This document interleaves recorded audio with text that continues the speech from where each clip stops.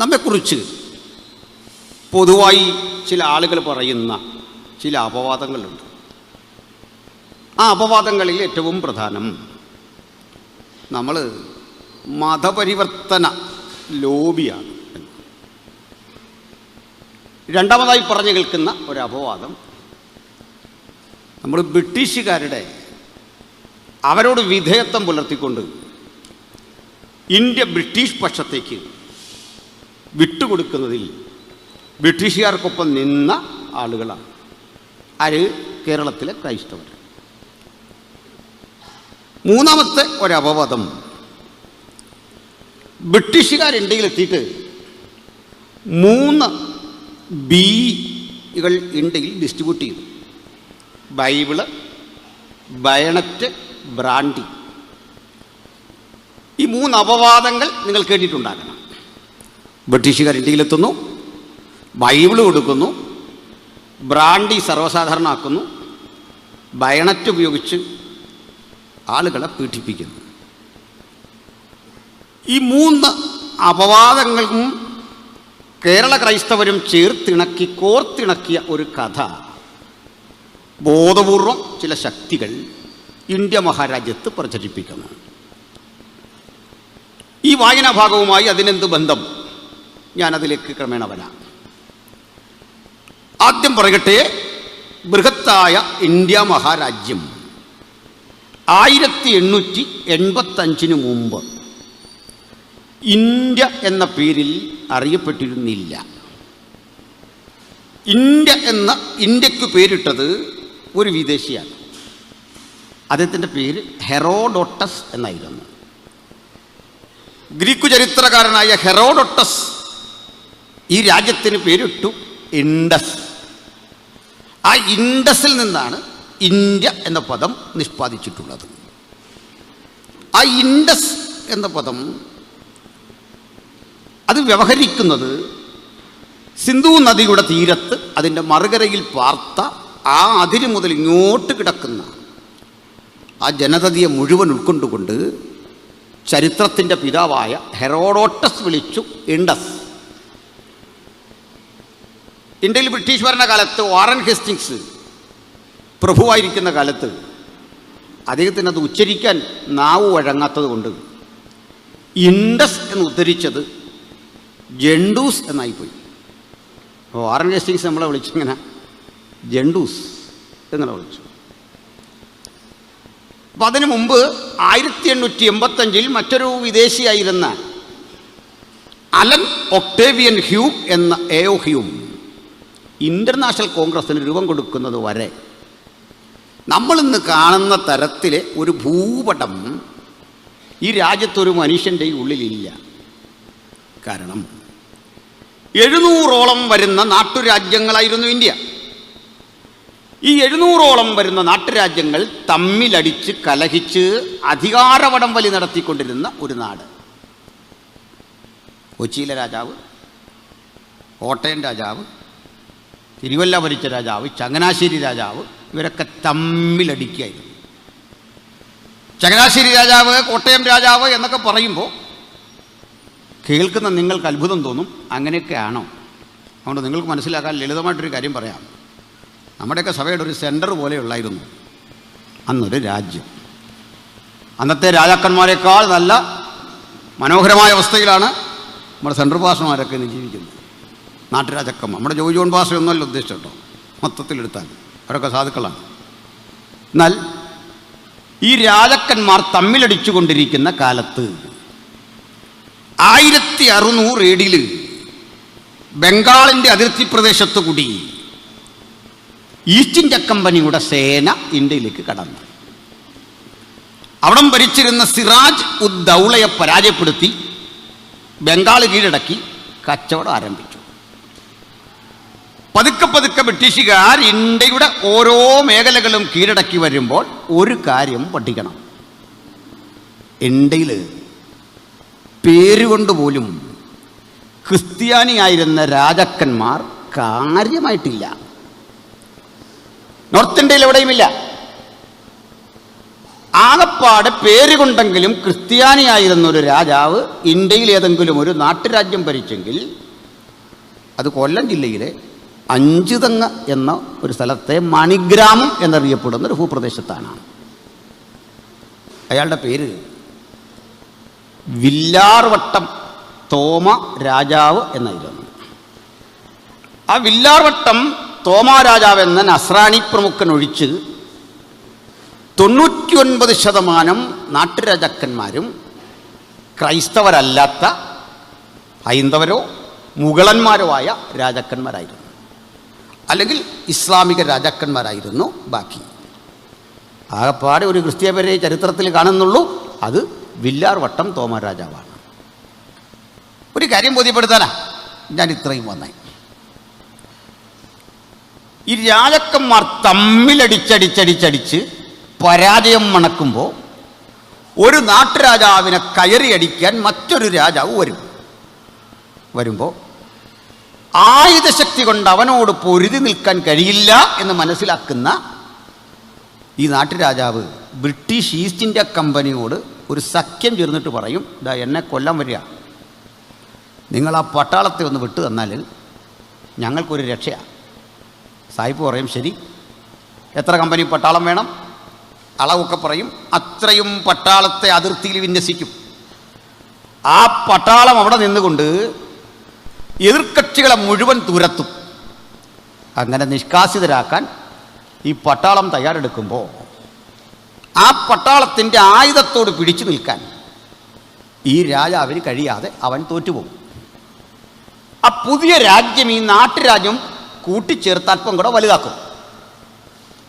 അപ്പോൾ ഈ ബ്രിട്ടീഷുകാർ പറയും, ഇപ്പോൾ കിട്ടിയ ആ രാജ്യത്തിൻ്റെ കുറേ ഭാഗം ഞങ്ങൾക്ക് തരണം, കൃഷി ചെയ്യാനും കണ്ടോണമെൻ്റ് ഞങ്ങളുടെ സൈനികരെ പാർപ്പിക്കാനും ഒക്കെ ആയിട്ട് തരണം. മാത്രമല്ല അതിൽ നിങ്ങൾ ആരെങ്കിലും പാർക്കാൻ വന്നാൽ നിങ്ങൾ ഞങ്ങൾക്ക് കപ്പം തരണം. ഈ നാട്ടുരാജാവിന് ഗതിയില്ല, അല്ലെങ്കിൽ ബ്രിട്ടീഷുകാരനെ ഇങ്ങോട്ട് പിടിച്ച തോക്ക് അങ്ങോട്ട് പിടിക്കും, അവരൊപ്പിടും. അങ്ങനെ ഈ രാജാക്കന്മാരുടെ ഭരണം നാമമാത്രമായി ബ്രിട്ടീഷുകാരുടെ കീഴിലേക്ക് അമർന്നമർന്ന് ഇന്ത്യ മുഴുവൻ ബ്രിട്ടീഷുകാരായി. എന്താ മനസ്സിലായി? ഈ വിദേശികൾക്ക് ഇന്ത്യ തീരെഴുതി കൊടുത്താരാ? വല്ലതും പിടിയിട്ടോ? നമ്മളാരാണ്ടാണോ? നമ്മളാരെയുള്ളതാണോ ബ്രിട്ടീഷുകാർക്ക് ഇന്ത്യ തീരെഴുതി കൊടുത്തേ? നിങ്ങളും ഞാനും ഒരു പരസ്യോഗത്തിന് നിൽക്കുമ്പോൾ ഈ പരസ്യോഗം തടഞ്ഞുകൊണ്ട് ഈ ഇന്ത്യ വിദേശികൾക്ക് വിറ്റ ആളുകളുടെ കൊച്ചുമക്കൾ വന്നിട്ട് പറയുക, നിങ്ങൾ ഇന്ത്യ വിറ്റു. നീ ചരിത്രം പഠിക്കല്ല, ഞങ്ങൾ പഠിപ്പിക്കുക. ഇന്ത്യ ഞങ്ങളല്ല ബ്രിട്ടീഷുകാർക്ക് കൊടുത്തത്. ആ കൊടുത്തവൻ്റെ കൊച്ചുമോനാണ് ചോദിക്കുന്നത്, ഇതിവിടെ വേണ്ട. അവിടെ ഇരിക്കുന്ന കുഞ്ഞുങ്ങൾ മര്യാദ ഇരിക്കണം, ഇങ്ങോട്ട് മര്യാദയ്ക്കിരിക്കണം. സംസാരിക്കാൻ പറ്റില്ല കേട്ടോ. ഇങ്ങോട്ട് ബ്രിട്ടീഷുകാർക്ക് ഇന്ത്യ അങ്ങനെ തീരെഴുതി കൊടുക്കുക മാത്രമല്ല, മരണം വരെ ബ്രിട്ടീഷുകാരോട് കൂറു പുലർത്തിയിട്ട് ഇന്ന് നമ്മളെ ഇന്ത്യയെ സ്നേഹിക്കാൻ പഠിപ്പിക്കുന്ന കുറേ വിദ്വാൻമാരുണ്ട്. നമ്മുടെ പാസ്റ്റർമാരിൽ പോലും പരസ്യവും നടത്തുന്നതിലെ ആളുകൾ വേദികളിൽ നിന്നിട്ട് വിളിച്ചു പറയും, മഹത്തായ ആർഷഭാരത സംസ്കാരം. ഇതെന്താണെന്ന് എനിക്കറിയില്ല, ഞാൻ പഠിക്കാൻ ശ്രമിച്ചിട്ട് പിടികിട്ടാത്തൊരു സാധന. എന്താണോ ഈ മഹത്തായ സംസ്കാരം? ഞാൻ PYP സംഘടിപ്പിച്ച ഒരു മണിപ്പൂർ വിഷയത്തിലെ പ്രതിഷേധ യോഗം ഉണ്ടായിരുന്നു നമ്മുടെ തിരുവല്ലയിൽ. ഞാനായിരുന്നു അതിലൊരു പ്രസംഗം. അവിടെ പ്രസംഗിക്കാൻ വന്ന ഒരാൾ രാജ്യസഭാ ഉപാധ്യക്ഷനായിരുന്ന PJ കുര്യൻ സാറാണ്. അവിടെ പ്രസംഗിച്ചപ്പോൾ അതേ ഒരു കാര്യം പറഞ്ഞു, നമ്മുടെ പൈതൃകം തന്നെ, നമ്മുടെ സംസ്കാരം തന്നെ ലോകസമസ്ത സുഖിനോ ഭവന്തു എന്ന്. ഞാൻ വേദിയിൽ വെച്ച് തന്നെ അതിന് മറുപടി പറഞ്ഞു, കുറഞ്ഞ പക്ഷം സാറെങ്കിലും ഇങ്ങനെ പറയരുത്, ഈ പാതി പറഞ്ഞിട്ട് പോകരുത്, ആ ശ്ലോകം മൊത്തം പറയണം. പറയുകയാണെങ്കിൽ ആ ശ്ലോകത്തിൽ അടങ്ങിയിരിക്കുന്ന ഒരു വിഷം, അതിലടങ്ങിയിരിക്കുന്ന ഒരു വലിയ പ്രശ്നം കാണാതെ ശ്ലോകം പാടരുത്. എന്താണെന്നറിയണ്ടേ? ബ്രാഹ്മണനും പശുവിനും സുഖമെങ്കിൽ ലോകസമസ്ത സുഖിനോ ഭവന്തു. മനസ്സിലായില്ലേ? മോളിൽ കിടപ്പുണ്ട് 2 ലൈൻ. നമ്മളെങ്ങനെ തെറ്റിദ്ധരിപ്പിക്കുന്ന 100 കഥകൾ പറഞ്ഞിട്ട് പറയും, പാൽപ്പൊടി കൊടുത്ത് വൈറ്റമിൻ ഗുളിക കൊടുത്ത് ഗോതമ്പ് പൊടി കൊടുത്ത് നമ്മൾ മതം മാറ്റി. എനിക്കത് സന്തോഷമാണ് കേൾക്കുമ്പോൾ, ഭയങ്കര സന്തോഷമുള്ളൂ. എൻ്റെ കാരണം 5000 വർഷം പഴക്കമുള്ള ഭാരത സംസ്കാരം എന്നൊക്കെ പറയുന്നൊരു കാര്യത്തെ, മഹത്തെന്ന് പറയുന്നൊരു കാര്യത്തെ ഒഴുക്കിക്കളയാനുള്ള വീര്യം സായിപ്പിൻ്റെ പാൽപ്പൊടിക്കുണ്ടായിരുന്നെങ്കിൽ ആ പാൽപ്പൊടി കേമമാണ്. മനസ്സിലായില്ലേ? ഈ കൊട്ടിക്കോഴിച്ച് സംസ്കാരം ഇത്ര വലുതാണെങ്കിൽ, പ്രബലമാണെങ്കിൽ, സായിപ്പ് വിറ്റമിൻ ഗുളിക വാരി എറിഞ്ഞപ്പോൾ ഇത് പോയെങ്കിൽ അത് പോകട്ടെന്ന് അത്രയും സാധനങ്ങൾ പോകണം. ചുരുക്കി പറഞ്ഞാൽ എണ്ണി എണ്ണി ഇവയ്ക്ക് മറുപടി പറയാനുള്ള കാരണം എന്ന് നമുക്കിവിടെ പകല് 10 ബീഹാർ മിഷണറിമാരുണ്ടായിരുന്നു. സന്താളർ ഒരു കാലഘട്ടത്തിൽ അങ്ങ് നക്സൽബാരിയിൽ, അതൊരു സ്ഥലത്തിൻ്റെ പേരാണ്, നക്സൽബാരിയിൽ ആയുധമെടുത്തുകൊണ്ട് ഉടമകൾക്കെതിരെ അതിശക്തമായ വിപ്ലവത്തിന് തുടക്കം കുറിച്ച ആ സമൂഹത്തിൽപ്പെട്ട സന്താളറിൽ ചിലര് വിശ്വാസം സ്വീകരിച്ച് യേശുവിൻ്റെ സാക്ഷികളായി ഇന്ന് പകൽ ഈ വേദിയിലുണ്ടായിരുന്നു. ആയുധം വലിച്ചെറിഞ്ഞ് ചോരച്ചുരച്ചിലിൻ്റെ വഴികളഞ്ഞ് നസ്രായന്റെ പാത തിരഞ്ഞെടുക്കാൻ ഇവർ തയ്യാറായത് വൈറ്റമിൻ ഗുളികയുടെ ബലത്തിലല്ല, പ്രാപിച്ച ദൈവശക്തിയുടെ ബലത്തിലാണ്. ആ ബലം ശിരാനരമ്പുകൾ ഓടുന്ന ആ രക്തത്തിന്റെ ശക്തി ചൈതന്യം ശരീരത്തിൽ ഓടുന്ന ഞങ്ങൾക്ക് യേശുവിനെ പ്രസംഗിക്കാനുള്ള അവകാശം ആരുടെയും ഔദാര്യമായിരിക്കുന്നില്ല. ഒരേ സ്വരത്തിൽ ഒരുമിച്ച് ആ അവകാശത്തിന്റെ വിളംബരം നമുക്കിങ്ങനെ പ്രഖ്യാപിക്കാം.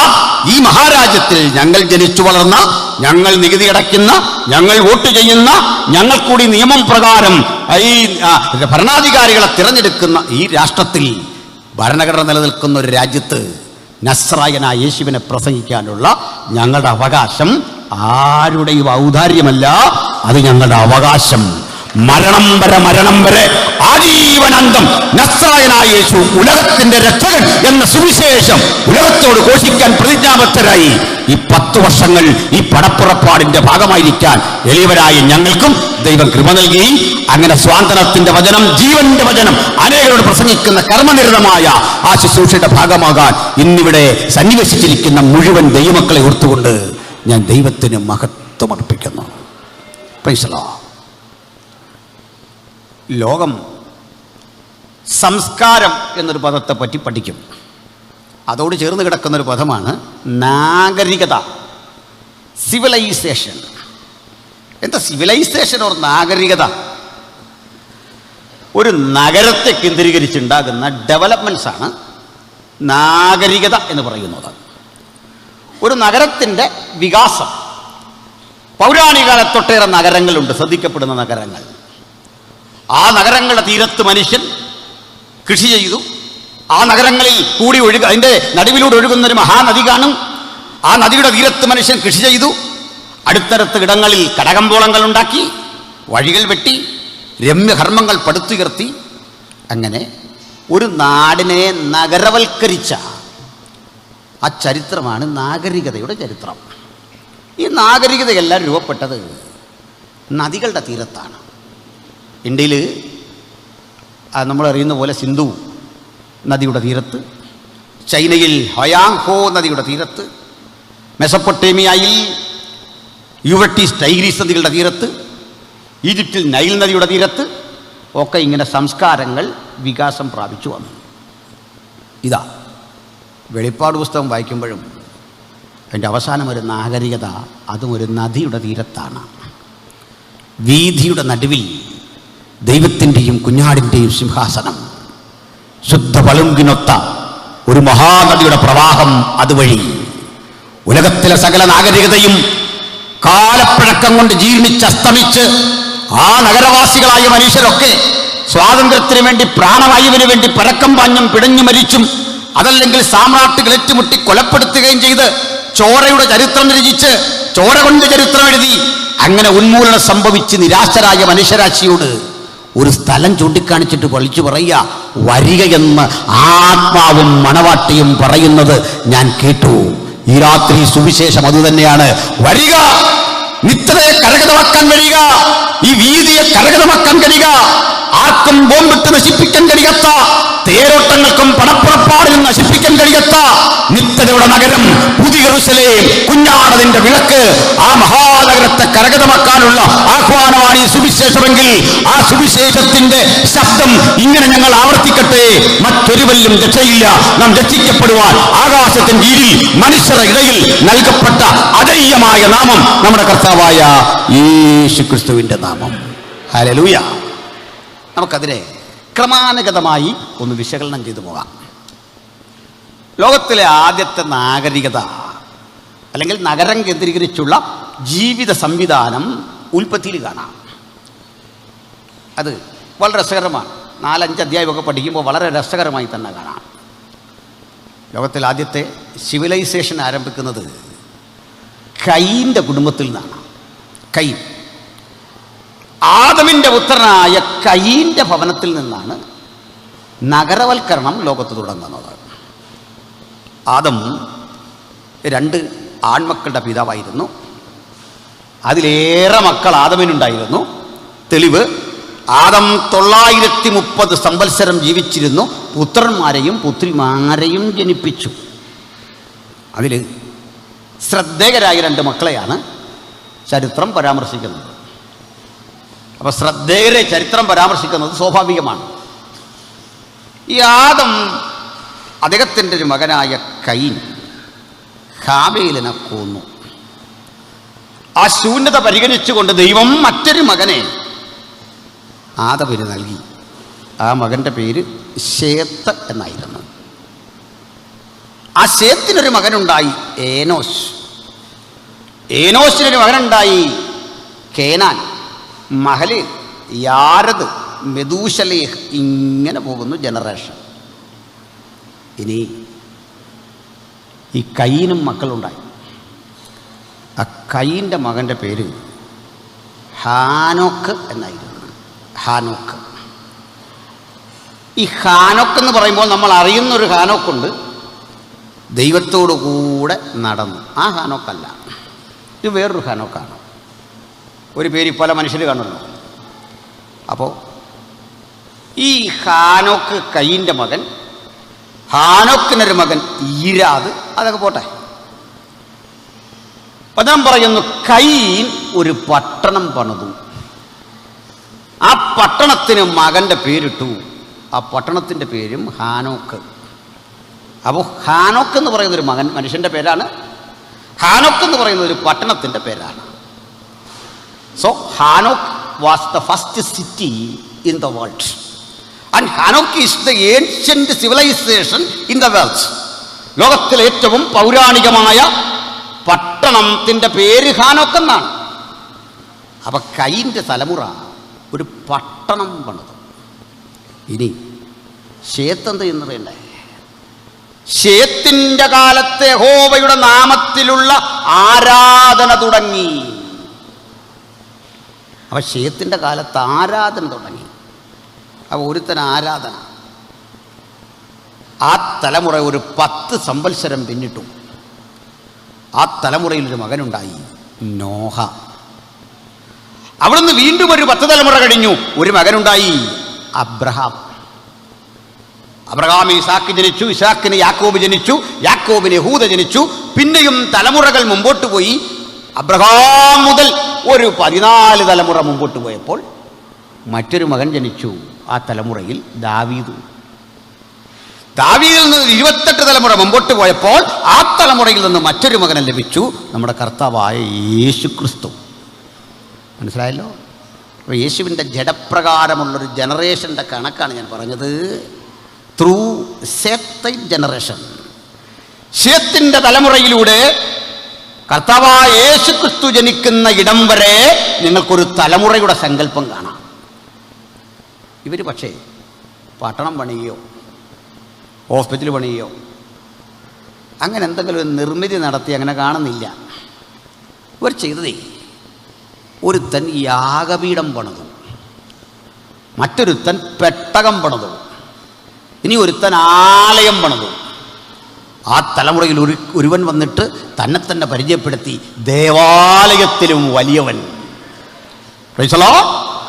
ആ തലമുറയിൽ ഒരാൾ യാഗപീഠം പണിതു, മറ്റൊരാൾ യഹോവയുടെ നാമത്തിൽ ആരാധന തുടങ്ങി.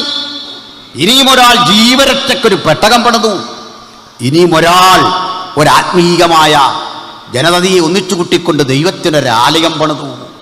ഇനിയും ഒരാൾ ദേവാലയത്തെക്കാൾ വലിയവനായ ദൈവത്തിൻ്റെ പുത്രനായ യേശുക്രിസ്തു ആദമിൻ്റെ തലമുറയിലൂടെ ശേത്തിലൂടെ വന്ന് യേശുക്രിസ്തുവിൽ ആ വംശാവലിയെ നമുക്ക് എത്തിക്കാം. ഇനി മറ്റൊരു വംശാവലിയുടെ കണക്കുണ്ട്. ആ കണക്കെങ്ങനെയാ? ശ്രദ്ധിക്കണം.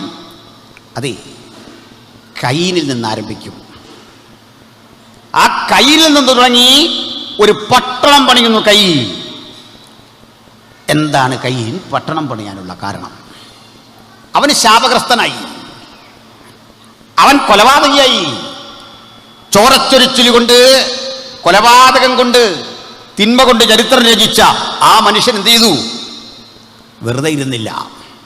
തോൽവിക്ക് വഴങ്ങാതെ, പരാജയത്തിന് തലവെച്ചു കൊടുക്കാതെ അവൻ ചിന്തിച്ചു, എൻ്റെ നിത്യത നഷ്ടപ്പെട്ടിരിക്കുന്നു, എൻ്റെ ദൈവസംസർഗം നഷ്ടപ്പെട്ടിരിക്കുന്നു, ദൈവത്തിന് എൻ്റെ മീതെയുള്ള ആ കരുതൽ അകന്നുപോയിരിക്കുന്നു, ഞാൻ കൊലപാതകിയായി തീർന്നിരിക്കുന്നു. ഇനി എൻ്റെ മുമ്പിലൊരു വഴി.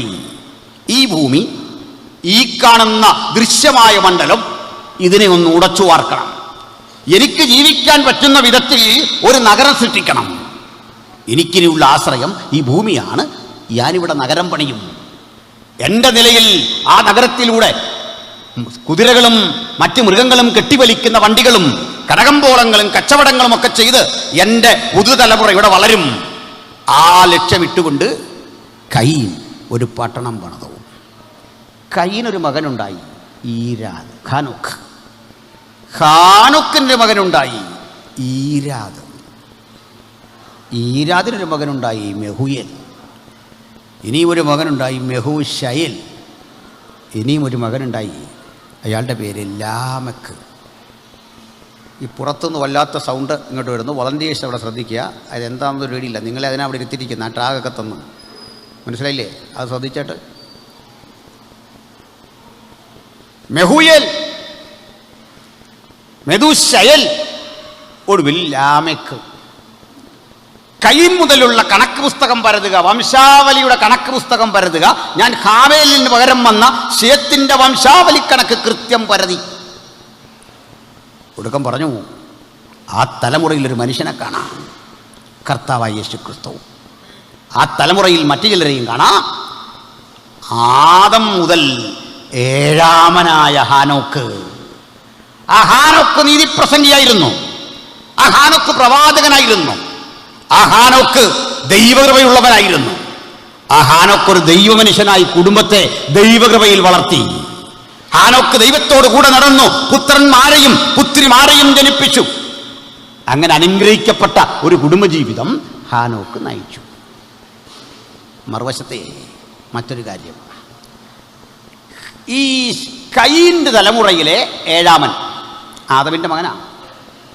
അതായത് നാശഗ്രസ്തൻ്റെ ഭൂമിയെ ഉടച്ചു വാർത്ത് മനോഹരമാക്കാൻ ചിന്തിച്ചവൻ്റെ തലമുറയിലെ ഇളമുറക്കാരൻ. മറുവശത്തെ ആദം മുതൽ ശേത്തിലൂടെ ഏഴാമനായൊരു മനുഷ്യനുണ്ടായിരുന്നു, ഹാനോക്ക്. ഈ രണ്ട് ഏഴാമന്മാരെ പറ്റി ഒന്ന് പഠിക്കാം. ഒരപ്പൻ്റെ രണ്ട് മക്കളിലെ രണ്ട് ഏഴാമന്മാർ, ഒരേ കാലത്ത് ജീവിച്ചിരുന്നവർ. രണ്ട് മക്കളിലൂടെ, രണ്ട് തലമുറകളിലൂടെ ഏഴാമനായ ഹാനോക്ക് എന്നൊരു ദൈവമനുഷ്യൻ. അവിടെ ഇപ്പുറത്തൊരു മനുഷ്യനെ ഞാൻ പരിചയപ്പെടുത്താം. പേര് ലാമക്ക് എന്നായിരുന്നു. ലാമക്ക്. ഈ ലാമക്കിൻ്റെ പ്രത്യേകത കേൾക്കണം. He was the first polygamist in history. ചരിത്രത്തിലെ ആദ്യത്തെ ബഹുഭാര്യത്വം ലാമെക്കിലൂടെയാണ് ആവിർഭവിക്കുന്നത്. ഒന്നിലധികം വിവാഹം. ആദ്യത്തെ ബഹുഭാര്യത്വം. അയാളുടെ ഭാര്യമാരുടെ പേരും ബൈബിളിലുണ്ട്. തന്നെയല്ല, ഈ ഹാനോക്കിനെ കുറിച്ച് വളരെ കുറച്ച് അറിവുകളെ ബൈബിളിലുള്ളൂ. ഇത്രയാകെ ഉള്ളൂ. ഹാനോക്ക് ദൈവത്തോടുകൂടെ നടന്നു. ദൈവം അവനെ കൊണ്ടതിനാൽ മരണം കാണാതെ എടുക്കപ്പെട്ടു. ഇത്രേ ഉള്ളൂ. ഹാനോക്കിനെ പറ്റി ആകെ കിട്ടുന്ന വിവരണം എല്ലാവർക്കും ഓർമ്മയിലിരിക്കും. ഹാനോക്ക് ദൈവത്തോടു കൂടെ നടന്നു, പുത്രന്മാരെയും പുത്രിമാരെയും ജനിപ്പിച്ചു. ദൈവം അവനെ എടുത്തുകൊണ്ടതിനാൽ മരണം കാണാതെയായി അവൻ എടുക്കപ്പെട്ടു. തീർന്നു. ഏഴാമനാണ്. സത്യത്തിൽ മരണം കാണാതെ എടുക്കപ്പെട്ടവനെ കുറിച്ച് ഇത്രയും മതിയോ വിശദീകരണം? പോരാ. നമ്മളൊക്കെ പറയലേ, എനിക്കൊരു സാക്ഷ്യത്തിന് അവസരം തന്നാൽ ഇന്നും നാളെ ഒന്നും പറഞ്ഞാൽ എൻ്റെ സാക്ഷ്യം തീരുകയില്ല. അങ്ങനെയുള്ളവരെ പരീക്ഷിക്കാൻ വേണ്ടി നമ്മളൊരു സമയം ഞങ്ങൾ ഇരിക്കാം, പറയാൻ പറഞ്ഞു, മൊത്തം പറയാൻ പറഞ്ഞു. ഇയാൾ പറയാൻ പോകുന്ന മുഴുവൻ പുള്ളി വെള്ളമടിച്ച കഥ പറയുന്ന കാര്യം അതല്ലല്ലോ സാക്ഷ്യം. എൻ്റെ സാക്ഷ്യവും നിങ്ങളുടെ സാക്ഷ്യവും നമ്മുടെ സാക്ഷ്യമില്ല, ഇത്രേ ഉള്ളൂ. പൗലോസിനെ രക്ഷിക്കാൻ, നിങ്ങളെ രക്ഷിക്കാൻ, പത്രോസിനെ രക്ഷിക്കാൻ, എന്നെ രക്ഷിക്കാൻ, പാസ്റ്റർ മാണിക്കുര്യാക്കോസിനെ രക്ഷിക്കാൻ, സജിമോനെ രക്ഷിക്കാൻ യേശുവിന് വന്ന മുതൽ മുടക്ക് സ്വന്തം രക്തം. ഒരൊറ്റ വിലയാണ്, ഒറ്റ വില. അതിൽ കൂടുതലും കുറവൊന്നുമില്ല, ഒറ്റ വില. വേറെ കൂടുതലും കുറവ് ഒട്ടുമില്ലെന്ന്. ഒറ്റ ദ്രവ്യം കൊടുത്താൽ നമ്മളെല്ലാം വിലയ്ക്ക് വാങ്ങി. അതുകൊണ്ട് ക്രിസ്തുവിൻ്റെ കൃപയാൽ ഞാൻ ഇവനെ രക്ഷിതാവായി സ്വീകരിച്ചു. ഇതാണ് സാക്ഷി. എങ്കിലും ദൈവത്തോടുകൂടെ നടന്ന ഹാനോക്കിനെ പറ്റി വിശദീകരണം പോരാ, കുറെ കൂടി കിട്ടണം. അങ്ങനല്ലേ? എന്നാ ഉണ്ട്. നമുക്കാകപ്പാടെ പരതിയാൽ ഹാനോക്ക് അങ്ങെന്താ പ്രവചിച്ചേ? എന്തായിരുന്നു അങ്ങയുടെ പ്രവചനത്തിൻ്റെ ഉള്ളടക്കം? യൂദാലേഖനത്തിൽ സൂചന തരുന്നുണ്ട്. അതിങ്ങനെയാ: ആദം മുതൽ ഏഴാമനായ ഹാനോക്ക് ഇവരെക്കുറിച്ച് പ്രവചിച്ചു. അവർ അഭക്തിയോടെ ചെയ്ത ഭക്തിവിരുദ്ധമായ കാര്യങ്ങൾ നിമിത്തം അവരെക്കുറിച്ച് പ്രവചിച്ചിട്ട് പറയുകയാണ്, ഇവരെ അധർമ്മികളാണ്. അതുകൊണ്ട് കർത്താവിവറ്റകളെ ന്യായം വിധിക്കാൻ 1000 വിശുദ്ധന്മാരുമായി വന്നിരിക്കുന്നു. ഒരു പ്രവചനത്തിൻ്റെ ഒരു ചെറിയ കഷണം മാത്രമാണ് ഈ യൂദാലേഖനത്തിൽ കാണുന്നത്. വേറെ ഒരു കാര്യവും കിട്ടുന്നില്ല. ചരിത്രത്തിൽ കിട്ടും, ഇവിടെ കിട്ടത്തില്ല, ബൈബിളില്ല. പക്ഷെ ലാമെക്കിൻ്റെ കാര്യം അങ്ങനല്ല. ലാമെക്കിൻ്റെ കാര്യം വളരെ വിശദമായി ഉൽപ്പത്തി പുസ്തകത്തിൽ എഴുതിയിരിക്കുക. ഒരാവശ്യമില്ലാത്ത കാര്യം എന്താണെന്നറിയണ്ടേ? വചനം പറയാ, ലാമെക്ക് 2 ഭാര്യമാരെ എടുത്തു. ഇനി അത് പോട്ടെ, അയാളെങ്കിലും ചോദിച്ചു, അയാൾ അത് പുലർത്തിക്കൊള്ളും. കാരണം 45 വരെ ഭാര്യമാരെ എടുത്തിട്ട് മാനവരിൽ മഹോന്നതനായി ജീവിക്കാൻ ആൾക്ക് സാധിക്കുമെങ്കിൽ ഇയാൾ 2 ഭാര്യയായിട്ട് ജീവിക്കട്ടെ, എന്തോ കുഴപ്പം? മനസ്സിലായില്ലേ? ഒരേ സമയം 6 വയസ്സുകാരി മുതൽ 60 വയസ്സുകാരി വരെ കൂടെ ജീവിക്കുക, എന്നിട്ടും മഹത്വം ഒട്ടും കുറയുന്നില്ല. ഭയങ്കരമായിപ്പോയി. അപ്പോൾ പിന്നെ ലാമേക്കിന് എന്താ കുഴപ്പം? ലാമേക്ക് 2 ഭാര്യമാരെ എടുത്തു. അവരുടെ പേരും എഴുതി. ഒരുത്തിക്ക് ആദ എന്നും ഒരുത്തിക്ക് സില്ല എന്നും പേര്. നല്ല പേരാ കേട്ടോ, മക്കൾക്കൊക്കെ ഇടാൻ പറ്റിയ പേരാ. ഒരുത്തിക്ക് ആദ എന്നും ഒരുത്തിക്ക് സില്ല എന്നും പേര്. ഉൽപ്പത്തിയിലുള്ള കാര്യം കേട്ടോ. അപ്പോഴേ അടുത്തത് രസകരമായൊരു കാര്യമാണ്. ഈ ലാമക്കിന് കുറേ മക്കളുണ്ടായി. അത് കേൾക്കേണ്ടതാണ്. ആ മക്കളെക്കുറിച്ച് പഠിക്കണം. അജിപുത്തൂർ ശ്രദ്ധിച്ചിരിക്കുകയാണ്. കാരണം പാട്ടുകാർ കാര്യമൊക്കെ പറയാൻ പോകും, ശ്രദ്ധിച്ചിരിക്കും. അപ്പോൾ അയാളുടെ മക്കളിൽ ഒരാളുടെ പേര് യാബാൽ എന്നായിരുന്നു. യാബാലായിരുന്നു ലോകത്തിലെ ആദ്യത്തെ കൃഷീവലൻ, കൃഷി ചെയ്യുന്ന ആൾ. കന്നുകാലികൾ ഇണക്കി വളർത്തി, പറവജാതികൾ ഇണക്കി വളർത്തി, അവയുടെ പാല് കൊണ്ട് ഉപജീവനം കഴിക്കണം എന്നൊക്കെ പഠിപ്പിച്ചു തുടങ്ങിയ ആ വ്യക്തിയായിരുന്നു യാബാൽ. മനസ്സിലായില്ലേ? നമ്മുടെ കുര്യൻ സാറ് ധവള വിപ്ലവമൊക്കെ തുടങ്ങുന്നതിന് മുമ്പ് ഈ മനുഷ്യൻ ആ കന്നുകാലികളെ ഇണക്കി വളർത്തി life stock and animal husbandry ഒക്കെ തുടങ്ങി വെച്ച മനുഷ്യൻ്റെ പേര് യാബാൽ. ഇനി അവിടെ വേറെ എത്രയുണ്ട്? യൂബാൽ. ബൈബിൾ കിസ്സൊക്കെ വരുമ്പോൾ കുട്ടികൾ ശ്രദ്ധിച്ചോണേ. യൂബാലായിരുന്നു ആദ്യത്തെ ആർട്ടിസ്റ്റ്. അജിപുത്തൂർ സാറേ, പ്രസാദ് സാറേ മനസ്സിലാകുന്നുണ്ടോ? The first artist in the world. അവൻ വേണുവും കിന്നരവും പ്രയോഗിക്കുന്നവർക്ക് പിതാവായി തീർന്നു. സുഷിരവാദ്യം, വേണു അതാ സുഷിരവാദ്യം, ഓടക്കുടൽ, കിന്നരം കമ്പിവാദ്യവും പ്രയോഗിക്കുന്നവർക്ക് പിതാവായി തീർന്നു. ഇനി വേറൊരുത്തനുണ്ട്. അപ്പം യാബാൽ, അടുത്തവൻ്റെ ഒരു യൂബാൽ, ഇനി ഒരുത്തൻ്റെ പേര് തൂബൽ കൈൻ. തൂബൽ കൈൻ്റെ പണി കേൾക്കണം. ചെമ്പ് കൊണ്ടും ഇരുമ്പ് കൊണ്ടും ആയുധം തീർക്കുന്നവർക്ക് പിതാവായി തീർന്നു. ഉൽപ്പത്തി 4:5 ഒക്കെ വായിച്ചാൽ മതി. ഈ കാര്യം കൃത്യം എഴുതിയിരിക്കുക. എന്താ മനസ്സിലായി? നാശഗ്രസ്തനായൊരു മനുഷ്യനില്ലേ, കൊന്നു കൊലവിളിച്ചിട്ട് സഹോദരൻ്റെ ചുടുചോര കൊണ്ട് ചരിത്രത്തെ മലീമസമാക്കിയ കൈൻ കയീനിൽ നിന്ന് പിറവി കൊണ്ടതാണ് പട്ടണം. കയീനിന്റെ കൊച്ചുമക്കളുടെ കാലത്ത് രൂപപ്പെട്ടതാണ് കല, സാഹിത്യം, സംസ്കാരം. ഇവയൊക്കെ രൂപപ്പെട്ടത് അന്നാണ്. വീണ്ടും ആയുധം, ചെമ്പും ഇരുമ്പും കൊണ്ടുള്ള ആയുധം, പ്രതിരോധം, കൃഷിക്ക് വേണ്ടത്. നമ്മളെ സംസ്കാരം, നാഗരികത എന്നൊക്കെ പറഞ്ഞത് ഉണ്ടായത് കൈനൈറ്റ്സിൻ്റെ സംഭാവനയാണ്, കൈയിൻ്റെ കൊച്ചുമക്കളുടെ സംഭാവനയാണ്. ദൈവമക്കളുടെ സംഭാവന എന്താ? ഒന്നുമില്ലെന്ന്.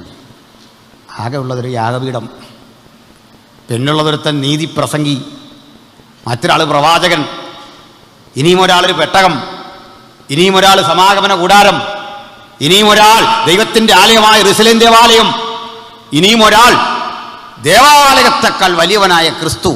നഗരം ഉണ്ടാക്കിയില്ല, ഈ പറയപ്പെട്ട ഒന്നും തന്നില്ല. അപ്പോഴേ നാം പാദമുന്ന് നിൽക്കുന്ന ലോകത്തിൻ്റെ സംസ്കാരം കൈനൈറ്റ്സിൻ്റെ ദാനമാണ്. അവരാണിത് പണി കഴിപ്പിച്ചത്. അവിടെയാണ് നിൽക്കുന്നത്. അപ്പം നമുക്കിവിടെ നിൽക്കാവോ? നിൽക്കാം. നമുക്ക് സുഷിരവാദം ഉപയോഗിക്കാവോ? ഉപയോഗിക്കാം. കമ്പിവാദം ഉപയോഗിക്കാവോ? ഉപയോഗിക്കാം. പാട്ട് പാടാമോ? പാടാം. ആയുധം ഉപയോഗിക്കാവോ? ആയുധം ഉപയോഗിക്കാം. അന്യൻ്റെ തലക്കിട്ടല്ല, തേങ്ങ പൊതിക്കാനേ പറ്റുള്ളൂ. വേറൊന്നും എടുക്കൽ, കറിക്കരിയാൻ, തേങ്ങ പൊതിക്കാൻ, കാട് വെട്ടാൻ, ഇതിനൊക്കെ നമുക്ക് ആയുധം എടുക്കാൻ കുഴപ്പമൊന്നുമില്ല. വേറൊന്നിനും പറ്റില്ല. അതുകൊണ്ട് അതിനുള്ള ഉപയോഗമേ ഉള്ളൂ. അപ്പോൾ നാഗരികതയെ വിവേകത്തോട് ഉപയോഗിക്കണം, സംസ്കാരത്തെ വിവേകത്തോട് ഉപയോഗിക്കണം. ഇതായിരുന്നു ബൈബിളിൻ്റെ സന്ദേശം. പക്ഷേ ലാമേക്കിൻ്റെ കാലമെത്തുമ്പോൾ ഒരു പടി കൂടി കടന്നിട്ടേ അയാൾ പറഞ്ഞു, ജീവിതത്തിന് കിട്ടാവുന്ന സന്തോഷമാർജിക്കുക, തിന്നുക, കുടിക്കുക, ആനന്ദിക്കുക, നാളെ ചാകും. അതുകൊണ്ടേ 2 ഭാര്യമാർ, ഒരുത്തിക്കാതെ ഒരുത്തിക്ക് സില്ല. ഇതെല്ലാം കേട്ടിട്ട് ഇയാൾ ഈ ഭാര്യമാരെ വിളിച്ച് മനോഹരമായൊരു കവിത ആലപിച്ചു. കവിത അല്ലെ പാട്ട്. ബൈബിളിലെ ആദ്യത്തെ കവിത പോലും ഈ ലാമെക്ക് തൻ്റെ ഭാര്യമാർക്ക് വേണ്ടി എഴുതിയ കവിതയാണ്. ആദ്യത്തെ കവിത അതിങ്ങനെ തുടങ്ങുന്നത്: ആദയും സില്ലയുമായുള്ളവരെ വന്ന് കേൾപ്പീൻ, ലാമെക്കിൻ ഭാര്യമാരെ എൻ്റെ വാക്കുകൾക്ക് ചെവി തരുവീൻ. കേട്ടിട്ടില്ലേ? ചിഞ്ചുവിനെ കൊണ്ട് ഇതൊക്കെ വായിപ്പിക്കണ്ട, സമയക്കുറവുകൊണ്ട് വായിക്കാത്താണ്.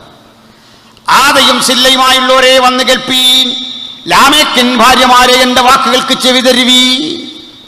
എൻ്റെ പരിക്കിന് പകരം ഒരു പുരുഷനെയും എൻ്റെ മുറിവിന് പകരം ഒരു യുവാവിനെയും ഞാൻ കൊല്ലും. അമ്പട. ബൈബിളിലെ ആദ്യത്തെ കവിത തന്നെ പറയുക, കൊല്ലും, വെട്ടും, പ്രതികാരം ചെയ്യും. എന്നിട്ട് ഒന്നുകൂടി കയറ്റി പറഞ്ഞു, ഹാബേലിന് വേണ്ടി 7 ഇരട്ടി പകരം ചെയ്യുമെങ്കിൽ ലാമെക്കിന് വേണ്ടി 70 ഇരട്ടി. കണ്ടില്ലേ? ഇങ്ങനെ പറയാൻ കാരണം, ഇവൻ കൊല്ലുമെന്ന് പറയാൻ കാരണം, ഇവൻ്റെ മുത്തച്ഛൻ കൊന്ന് ശീലമുണ്ട്. കയ്യിൽ നിന്ന് 7ാം തലമുറ വന്നപ്പോൾ പറയാ, ആ ജീനുകൾ ഓടുന്ന ഈ ബ്ലഡ് വെച്ച് എൻ്റെ പ്രതികാരം കെട്ടടങ്ങുന്നില്ല, എൻ്റെ അരിശം കെട്ടടങ്ങുന്നില്ല, ഒരു പുരുഷനെ ഞാൻ കൊല്ലും. ബൈബിൾ വായിച്ചിട്ട് ഈ പുരുഷൻ ആരാന്ന് ആർക്കെങ്കിലും പറയാമോ? ഇയാൾ ടാർഗറ്റ് ചെയ്ത ഈ പുരുഷൻ ആരാ? ആരെ കൊല്ലുമെന്നാ സുഹൃത്തെ താങ്കൾ ഈ പറഞ്ഞത്? ആരാ താങ്കളെ മുറിവേൽപ്പിച്ചത്? ചെമ്പുകൊണ്ടും ഇരുമ്പ് കൊണ്ടും ആയുധം തീർക്കുന്നൊരു മകനില്ലേ? പാട്ടുപാടി ആനന്ദ നൃത്തം ചെയ്യുന്ന യൂബാലില്ലേ? നിനക്കാവശ്യമായ വിഭവങ്ങൾ കൊണ്ടുത്തരുന്ന യാബാലില്ലേ? നിന്നെ പാട്ടുപാടി ആനന്ദ നിർവൃതിയിലേക്ക് എത്തിക്കുന്ന മകനൊപ്പം നിന്നെ സന്തോഷിപ്പിക്കുന്ന 2 ഭാര്യമാരില്ലേ? ആരാണ് നിന്നെ മുറിപ്പെടുത്തിയത്? ആ മുറിവ് പരിശോധിക്കാം.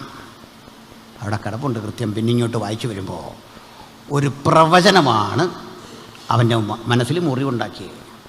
വേറെ ആരുമില്ല, 7ാം തലമുറയിലെ കയീൻ്റെ കൊച്ചുമകൻ തെറ്റായ വഴിത്താരകളിലൂടെ നാഗരികതയെ ഉന്മൂലനം ചെയ്ത് അതിനെ പാപമംഗലമായ അവസ്ഥയിലേക്ക് കൊണ്ടുപോയപ്പോൾ ഹാബേലിൻ തലമുറയിലെ, ശേത്തിൻ തലമുറയിലെ 7ാമൻ എഴുന്നേറ്റ് പ്രവചിച്ചു, ഇത് തെറ്റാണ്. ആ തെറ്റിനെതിരെ പ്രവചിച്ച പ്രവാചകന്റെ പ്രവചനം തുടങ്ങുന്നത് തന്നെ അധർമ്മത്തിനെതിരെയാണ്. അവർ അഭക്തിയോടെ ചെയ്ത ഭക്തിവിരുദ്ധമായ ഇത്തരം പ്രവണതകൾ നിമിത്തം ഇവനെ വിധിക്കാൻ കർത്താവിതാ 1000 വിശുദ്ധന്മാരുമായി വന്നിരിക്കുന്നു. ആ പ്രവചനമേൽപ്പിച്ച മുറിപ്പാടിൽ നിന്ന് ഉരുവപ്പെട്ട ബോധം കൊണ്ട് ഈ ലാമെക്ക് പറഞ്ഞു, ആ പ്രവചിച്ചവനെ ഞാൻ കൊല്ലും. അപ്പം നമുക്ക് ഈ വധഭീഷണിയൊന്നും ഇന്നലെയും തുടങ്ങിയല്ല. ആദ്യത്തെ പ്രവാചകൻ്റെ തലയെടുക്കുമെന്ന് പറഞ്ഞേ. നിനക്കിതിനേ ധൈര്യമുള്ളൂ, നീ മറുപടി പറയും. ആ പ്രവാചകൻ പറഞ്ഞ വിഷയത്തിനൊരു മറുപടി കൂടെ സാധിക്കില്ല. ആശയം തീർന്നു പോകുന്നവന്റെ പക്കൽ ആയുധം ശക്തിമത്താണെന്ന് ധരിക്കണ്ട. ഈ ആയുധം ഒരിക്കൽ തുരുമ്പിക്കും. കരുത്തുറ്റൊരായുധമാണ് ആശയം. ഞങ്ങൾ കൈകാര്യം ചെയ്യുന്ന തിരുവചനത്തിന്റെ ശക്തി. ശരീരം ഇവിടെ വീണുടഞ്ഞാലും ഹാവേലിന്റെ രക്തത്തെക്കാൾ ഗുണകരമായി സംസാരിക്കുന്ന നസ്രയനായ യേശുവിന്റെ രക്തം ശിരാനിറമ്പുകൾ ഒടുങ്ങുന്ന ഞങ്ങൾ പറയും, ആ രക്തം പരിശുദ്ധം, അത് പുണ്യാക രക്തം, അത് പാപത്തെ മലിനതയെ മാറ്റുന്ന യേശുവിന്റെ രക്തം. ആ രക്തത്തിൽ പുനർജനിച്ചവരാ നമ്മള്. അപ്പൊ ഹാവേൽ ആ തലമുറയിലെ കൊച്ചുമകൻ, ശേത്തിന്റെ കൊച്ചുമകനായ ഈ മനുഷ്യന് കിട്ടി ഒരു വധഭീഷണി. എന്താത്? നിന്നെ കൊല്ലും. കൊല്ലും എന്ന് പറഞ്ഞാൽ കഴിവുള്ളവൻ പറഞ്ഞാൽ നമുക്ക് പേടി വരും. ഈ സഹോദരിമാർ ഈ കുഞ്ഞുങ്ങളെ എടുത്തിട്ട്, കൊച്ചു കുട്ടികളെയൊക്കെ എടുത്തിട്ട്, അപരിചിതരുടെ കുട്ടികളെയൊക്കെ എടുത്തിട്ട് പറയുന്ന 2 കാര്യം ഞാൻ ശ്രദ്ധിച്ചിട്ടുണ്ട്. ഈ കൊച്ചു കുഞ്ഞിനെ, ഞങ്ങളുടെ സഭയിനൊക്കെ ഒരു കുഞ്ഞുണ്ട് ഇപ്പോൾ. അപ്പോൾ ഈ അത്തരം കുഞ്ഞുങ്ങളെ കയ്യിലേക്ക് എടുത്തിട്ട് സ്നേഹമുണ്ടെന്ന സൗകര്യമാർ 2 കാര്യം കുഞ്ഞോട് പോകും. ഒന്നാമത് വിളിക്കും, ഒരു ചെറിയ തല്ലും കൊടുത്തിട്ട് വിളിക്കും, കള്ളൻ. ഇതാ ഒന്നാമത്തെ ശബ്ദം. അടുത്ത് പറയുന്ന കൊല്ലും. ഇതെന്തിനാന്നൊരു വെടിയില്ല. കൊച്ചു കുഞ്ഞുകൊണ്ട് ആദ്യം പറയുന്നത് എന്താ? കള്ളൻ. രണ്ടാമത് പറയുന്നത് സ്നേഹം കൊണ്ട് എന്താ പറയുന്നത്? കൊല്ലുമെന്ന്. കയ്യിൻ്റെ രക്തം ശിരകളിൽ ഓടിയാൽ ഇതൊക്കെ ചെയ്തു പോകും. ഈ പാവം കുഞ്ഞിനെ വിളിക്കുക കള്ളനെന്ന്. അത് അന്നേരവും ചിരിക്കുക കള്ളനെന്ന് വിളിക്കുമ്പോൾ, അല്ലേ? കൊല്ലും. മലയാളികളായ നമ്മുടെ വായിലും ഇതേ വരുള്ളൂ. കള്ളൻ, കൊല്ലും. സ്നേഹം വരുമ്പോൾ വിളിക്കുക കള്ളനെന്ന്. സന്തോഷം കൊണ്ട് വിളിക്കുക കൊല്ലുമെന്ന്. പോട്ടെ, സ്നേഹിച്ച് കൊല്ലുമല്ലേ, പോട്ടെ. ഏതായാലും ഇവൻ പറഞ്ഞു കൊല്ലും. കൊല്ലും എന്നിവൻ പറഞ്ഞപ്പോൾ തമ്പുരാൻ തീരുമാനിച്ചു, എന്നാലതൊന്ന് കണ്ടിട്ടുള്ളൂ. ഇങ്ങനെ ചിന്തിക്കുന്ന ഉയരത്തിലുള്ളിടത്തോളം നമ്മൾ മരണത്തെ പേടിക്കരുതെന്നേ, ഭീഷണിയെ പേടിക്കരുതെന്നേ, രോഗത്തെ പേടിക്കരുതെന്നേ, ആകുലതയെ പേടിക്കരുതെന്നേ. നമുക്കെതിരെ വരുന്ന എല്ലാത്തരം ആക്രമണങ്ങളെയും മുൻകൂട്ടി കാണുന്ന കണ്ണുകളാണ് അവിടുത്തെ കണ്ണുകൾ. അവനെടുത്ത് കണ്ടുകൊണ്ടേ നിൽക്കുകയാണ്. ഗ്രഹാം സ്റ്റെയിൻസും 2 പിഞ്ചോമനകളും അതിദാരുണമായി ശത്രുവിന്റെ ആയുധത്തിന് കീഴടങ്ങി ആളിക്കത്തുന്ന അഗ്നികുണ്ഡത്തിൽ വലിച്ചെറിയുമ്പോൾ നിങ്ങൾക്ക് തോന്നുന്നുണ്ടോ അത് കാണാതെ നിൽക്കുന്നവനാ യേശുവെന്ന്? അത് കാണാതെ അകലത്തിൽ നിൽക്കുന്നതാണ് അവിടുന്ന്. ഇല്ല ഇല്ല ഇല്ല. നിരാശകൾ, പട്ടിണികൾ, ദുരിതങ്ങൾ, കഷ്ടപ്പാടുകൾ ഇവ കണ്ടിട്ട് മനസ്സലിയുന്നവൻ തത്സമയത്തവന്റെ പ്രവൃത്തി വെളിപ്പെടുത്തും എന്ന കാര്യത്തിൽ തർക്കം വേണ്ട. അവനൊന്നും മറന്നുകളവാൻ അനീതിയുള്ള ന്യായാധിപനല്ല. അതുകൊണ്ട് അവൻ ചിന്തിച്ചുറപ്പിച്ചാൽ ഒരു കാര്യം ഉറപ്പാ, നിനക്കൊന്നും സാധിക്കില്ല. ലോകത്തിൽ ആദ്യ വധഭീഷണി കിട്ടിയ ഹാനോക്ക് എന്ന പ്രവാചകനെ കൊല്ലും എന്ന് കയ്യിൽ വീമ്പിളക്കി. കയ്യിൻ്റെ കൊച്ചുമകൻ വീമ്പിളക്കി. മകന്റെ പക്കൽ നിന്ന് ചെമ്പുകൊണ്ടും ഇരുമ്പുകൊണ്ടുമുള്ള ആയുധം രാഗിമിനുക്കി. ഒരു കൂട്ടം പടയാളികളോടൊത്തുചേർന്ന് ആക്രമണ സന്നദ്ധനായി. ഈ ദൈവദാസനെ വളഞ്ഞപ്പോൾ, ആയുധം ഊരിയെടുത്തപ്പോൾ, ആക്രമണ സന്നദ്ധനായപ്പോൾ അമ്പരപ്പിക്കുന്നൊരു കാഴ്ച. ദൈവം അവനെ എടുത്തുകൊണ്ടതിനാൽ മരണം കാണാതെ എടുക്കപ്പെട്ടു. ഉയർപ്പിന്റെ മനോഹാരിതയുടെ അനുഗ്രഹീത വചനം പറഞ്ഞുകൊണ്ട് ആരംഭിക്കുന്ന വിശുദ്ധ ബൈബിളിലെ ഉൽപ്പത്തി പുസ്തകത്തിനായി സ്തോത്രം. അവിടെയും കാണാം പ്രതിസന്ധി അതിജീവിക്കുന്ന ദൈവകൃപയുടെ കരുത്തെങ്കിൽ ഈ രാത്രി ഏതുതരം പ്രതികൂലങ്ങൾക്ക് വിധേയപ്പെട്ടുമിരിക്കുന്ന ദൈവത്തിന്റെ മക്കോർത്തുകൊള്ളണം. ഈ നാഗരികയുടെ വീമ്പിളക്കം കണ്ട് ഭക്തൻ തോറ്റുകൊടുക്കരുത്. ദൈവശില്പിയായി നിർമ്മിച്ചതും അടിസ്ഥാനമുള്ളതുമായ ഒരു നഗരം നമുക്കായുണ്ട്. അതാണ് ഭക്തന്റെ പ്രത്യാശ, അതാണ് നമ്മുടെ പ്രതീക്ഷ. ആ മഹാനഗരത്തിന്റെ അടിസ്ഥാനം ദൈവത്താൽ സ്ഥാപിതമായതുകൊണ്ട് ആർക്കും അതിനെ തകർക്കാൻ കഴിയയില്ല. പൊരുളായ ഒരു മഹാ നഗരം അവിടെ ഉണ്ടെങ്കിൽ അതിന്റെ നിഴലായ ഒരു നഗരമുണ്ട്. ആ നഗരത്തിന്റെ പേരാണ് ദൈവത്തിന്റെ സഭ. അതുകൊണ്ട് ഞാൻ എന്റെ സഭയെ പണിയും, പാതാള ഗോപുരങ്ങൾക്ക് അതിനെ ജയിക്കാൻ കഴിയുകയില്ല. അപ്പോസ്തലന്മാർ എന്ന അടിസ്ഥാനത്തിന്മേൽ, ക്രിസ്തു എന്ന മൂലക്കല്ലിന്മേൽ പടുത്തുയർത്തിയിരിക്കുന്ന ആ മഹാസൗധത്തെ തകർക്കാൻ കഴിഞ്ഞ 2000 ആണ്ടുകളായി ഉലകത്തിലെ ചക്രവർത്തിമാർ, സുവിശേഷ വിരോധികൾ സർവശക്തിയോടെയും സർവായുധത്തോടെയും പരിശ്രമിക്കുമ്പോൾ ഞങ്ങൾ ആവർത്തിക്കുന്നു, പാതാള ഗോപുരങ്ങൾക്ക് ജയിക്കാൻ കഴിയാത്ത അജയ്യമായ സൗധത്തിന്റെ പേരാണ് ദൈവത്തിന്റെ തിരുസഭ. ആ തിരുസഭയുടെ വില യേശുവിന്റെ രക്തത്തിന്റെ വിലയാണ്, യേശുവിന്റെ രക്തത്തിന്റെ ശക്തിയാണ്. യേശുവിന്റെ രക്തത്താൽ വീണ്ടെടുക്കപ്പെട്ട ജീവനുള്ള കല്ലുകൾ കൊണ്ടാണ് അതിന്റെ നിർമ്മാണ വൈഭവമെങ്കിൽ ഈ രാത്രി മനസ്സിലാക്കുക, ജീവനുള്ള കല്ലുകളായ നമുക്ക് ഒരുമിച്ച് ചേർന്നുകൊണ്ട് ആ മഹാദൈവത്തിന്റെ പുത്രനുയർത്താൻ, ഈ ദൈവകൃപയിൽ നന്യപ്പെട്ട് നമ്മെ വീഴ്ത്തിക്കളവാൻ ഉലകത്തിലൊരു ശക്തിക്കുമാവില്ല. Hallelujah, praise the lord. അതുകൊണ്ട് നാഗരികത തുടങ്ങുന്നത് എവിടുന്ന? കയ്യിൽ നിന്ന്. അയാൾ ആദ്യം ഒരു പട്ടണം പണിതായിരുന്നു. പിന്നെ ഇങ്ങോട്ട് പരതിയാലേ ഒട്ടേറെ നഗരങ്ങളുണ്ട്, വലിയ വലിയ വലിയ നഗരങ്ങൾ. ഞാൻ വെറുതെ നടത്തിയൊരു പഠനത്തിൽ ഈ തകർന്നു പോയ നഗരങ്ങളെക്കുറിച്ചൊക്കെ പഠിച്ചപ്പോൾ ഏതാണ്ട് 21 നാഗരികതകൾ, പ്രബല നാഗരികതകൾ തകർന്നു. 24 തകർന്നു. അതിൽ 21 തകർത്തത് സ്ത്രീകളായിരുന്നു. നമ്മൾ ദൂരെ ധരിച്ചിരുന്ന സ്ത്രീകൾക്ക് ശക്തിയില്ല, ബലഹീന പാത്രമാണ്, എനിക്കത് ധരിച്ചേ. 24 ക്ലിയോപാട്രയെ പോലെ ഒത്തിരി ഉണ്ട് ആ സംഭവങ്ങൾ. അത്ഭുതം തോന്നുന്ന കാര്യമാണ്. നാഗരികതയെ തകർത്തു. ഒട്ടേറെ പ്രശ്നങ്ങൾ പോട്ടെ. ഇവിടുന്ന് ഈ നഗരത്തിൽ മഹാനഗരങ്ങൾ പലതുണ്ട്. അതിലും ശ്രദ്ധേയമായൊരു നഗരമാണ് യെരുശലേം. യെരുശലേം എന്ന മഹാനഗരത്തിൻ്റെ വലിപ്പം, മഹാനഗരം എന്നൊക്കെ പറയുമെങ്കിലും അത് വലിപ്പം കൊണ്ടല്ല മഹാനഗരമായിരിക്കുന്നത്, അതിൻ്റെ ചരിത്ര പ്രസിദ്ധി കൊണ്ടാണ് യെരുശലേമിനെ നമ്മൾ വിളിക്കുന്ന മഹാനഗരം. നഗരത്തിൻ്റെ വലിപ്പം കേൾക്കണം.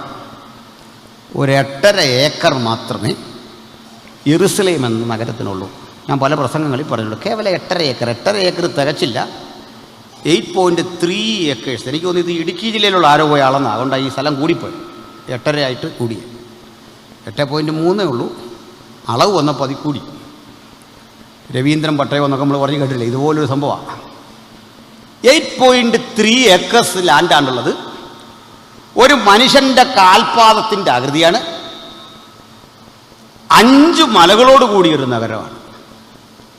പക്ഷേ ഈ നഗരത്തിൻ്റെ നിർമ്മാണ വൈഭവം ഭയങ്കരമാണ്. കാരണം മലമേൽ പണിതിരിക്കുന്ന പട്ടണം. 5 മലകളെ കൂട്ടി ഉരുമി മുട്ടി യോജിപ്പിച്ചിരിക്കുന്ന ഒരു നഗരം. ആ മലകളിൽ ഒന്നിൻ്റെ പേര് യബൂസ്യനായ ഓർന്നാൻ്റെ കളം, മറ്റൊന്ന് അബ്രഹാം ഇസ്ഹാക്കിനെ യാഗം കഴിച്ച മോറിയ, ഇനിയുമൊന്ന് യേശുവിനെ ക്രൂശിച്ച ഗോൽഗൊത, ഇനിയൊന്ന് ഉത്തരഗിരിയായ സയോൺ. ഇതിൻ്റെ നടുക്കൊരു മല അമങ്ങിക്കിടക്കുക, ചുറ്റും 4 മലകൾ.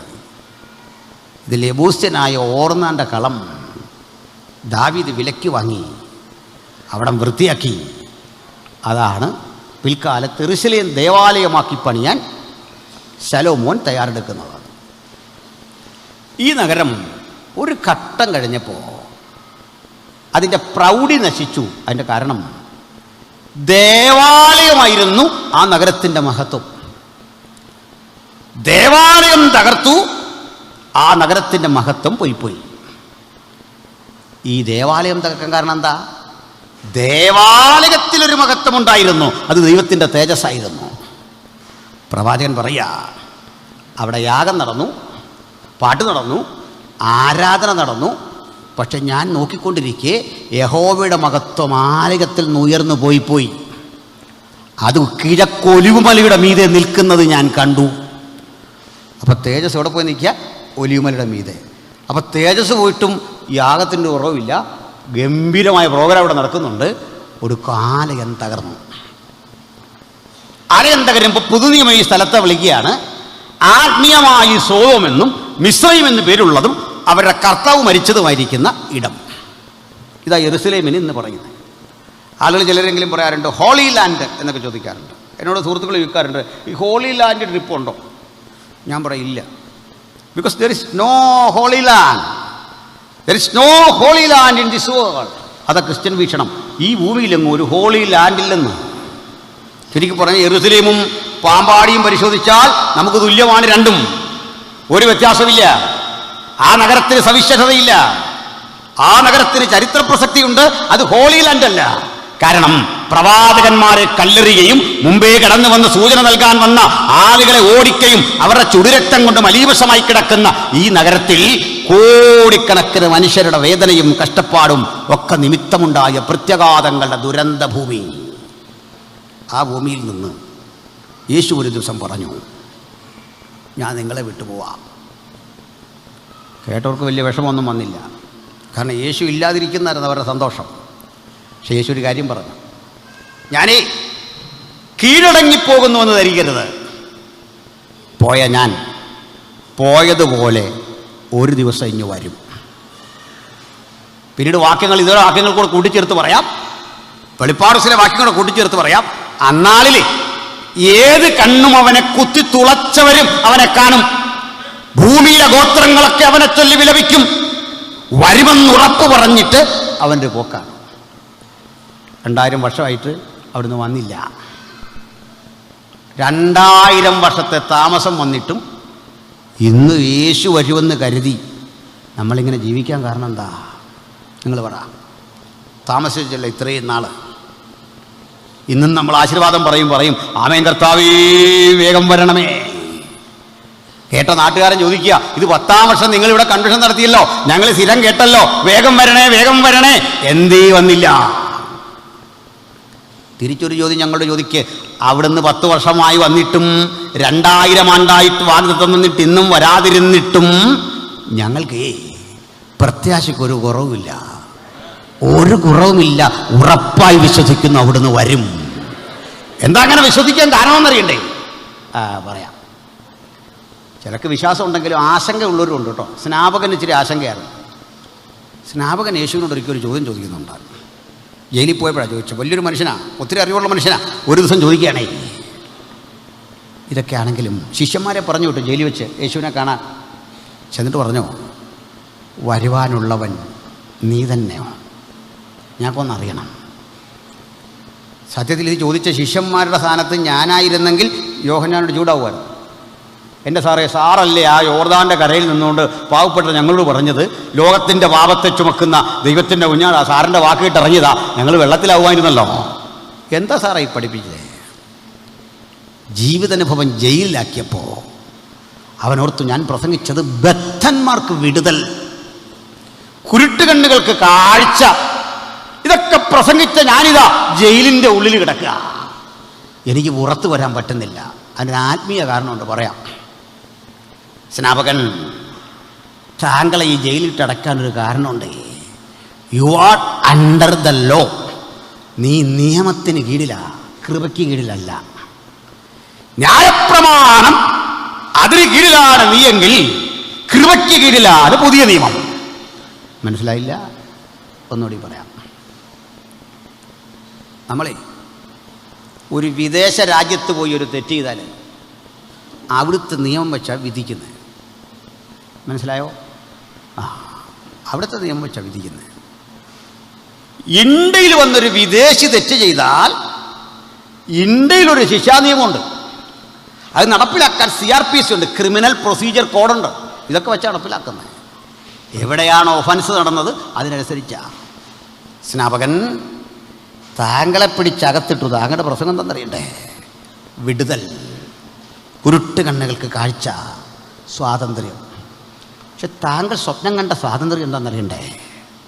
യഹൂദരാകുന്ന നിങ്ങൾ ഉലകത്തിൻ്റെ ഭരണാധികളായി മാറിക്കൊണ്ട് മുഴു ലോകത്തെയും അതിൻ്റെ കീഴിലാക്കി ജെറുസലേം കേന്ദ്രീകരിച്ചുള്ള ഒരു ഭരണം. ഇത് അവരുടെ മശികാസങ്കല്പം. മനസ്സിലായോ? യേശു വന്ന അതിനല്ല. കർത്താവിൻ്റെ വചനത്തിൽ പറയാ, കൃപയും സത്യവും യേശുക്രിസ്തു മുഖാന്തിരം വന്നു. എന്താ കൃപ? പിഴയ്ക്കുന്ന ഇത്ര ആളുകൾ ഏറ്റവും വില കൽപ്പിക്കുന്ന പദമാണ് കൃപ. അതില്ലെങ്കിൽ ഈ കൂട്ടായ്മയില്ല.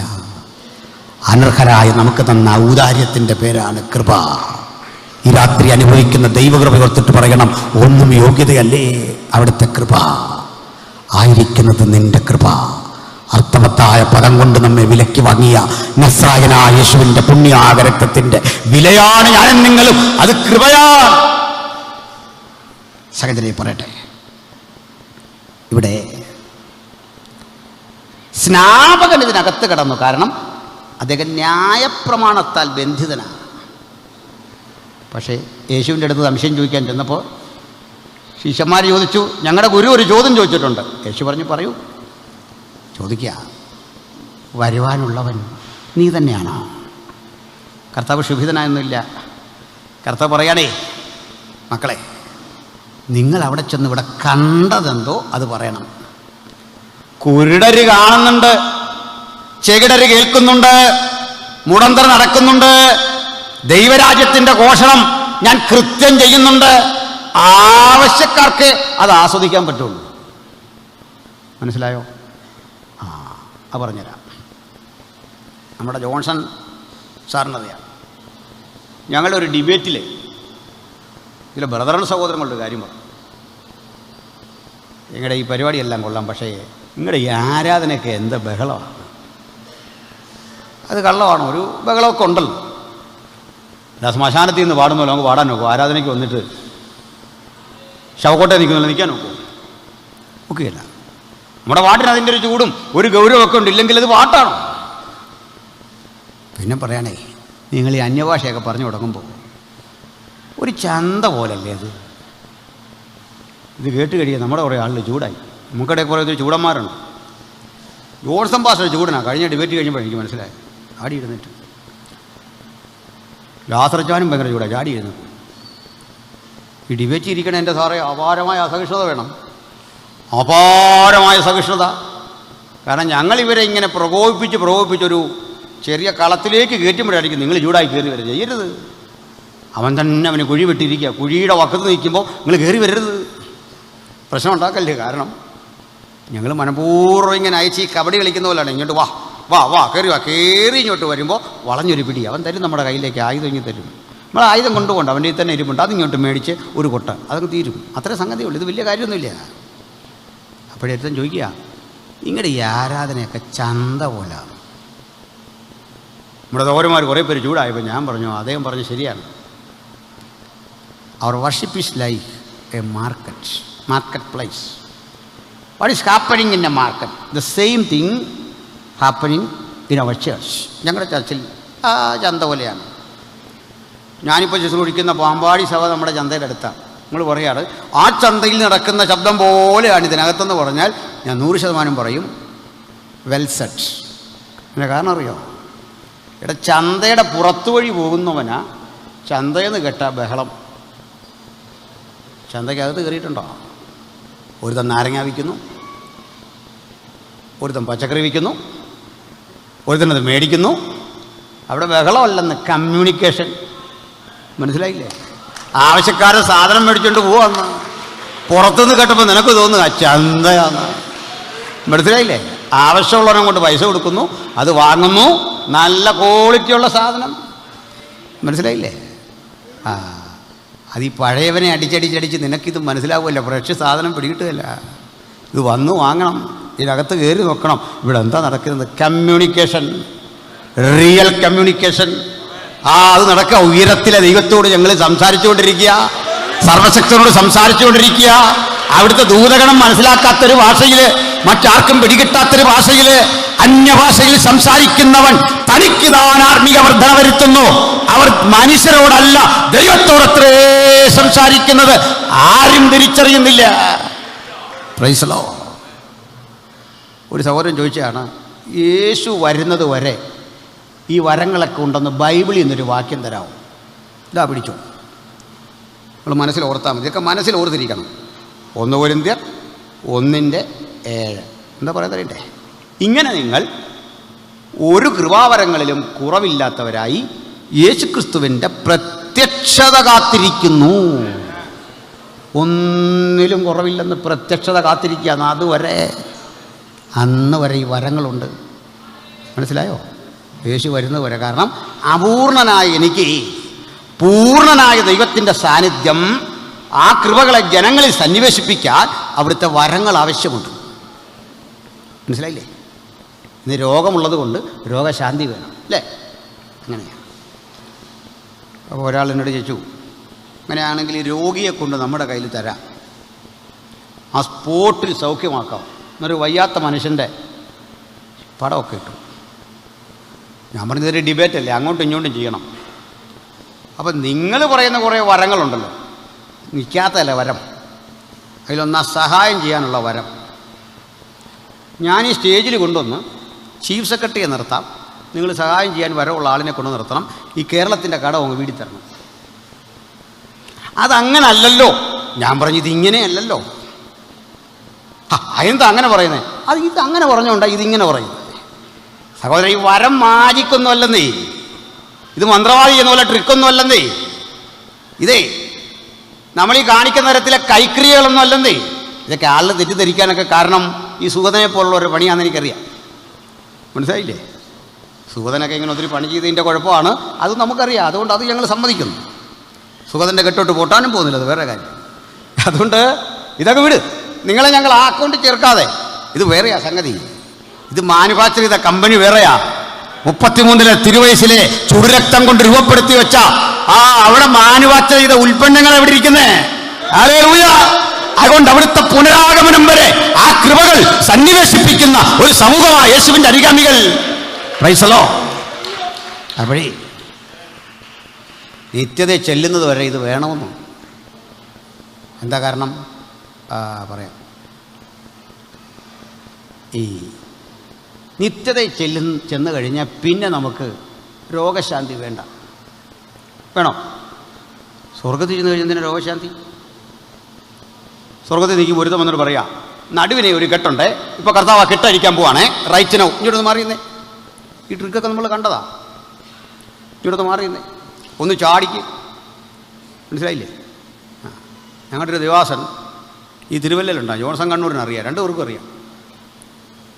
അപ്പോൾ ഇതേപോലെ എന്നോട് വിളിച്ചു ചോദിച്ചു, എൻ്റെ മോനെ എന്നോട് വലിയൊരു ചതി ആ സുഗതം ചെയ്തെന്ന് പറഞ്ഞു. എന്നാന്ന് ചോദിച്ചു. ഞാൻ ഈ 2 കമ്പുമൊക്കെ ആയിട്ട് പോയതാ. അപ്പോൾ ഇതെൻ്റെ ഞാൻ ആ വോയിസ് ക്ലിപ്പ് ഇട്ടിട്ടുണ്ട്. ഇവൻ ഈ 2 കാലും വയ്യാത്ത മനുഷ്യനെ വിളിച്ച് നിർത്തിയിട്ട് പ്രാർത്ഥിച്ചിട്ട് ഈ വടിയൊരു തേറ്. മനസ്സിലായോ? വടിയൊരു തേറ്. ആളിനെ അറിയോ?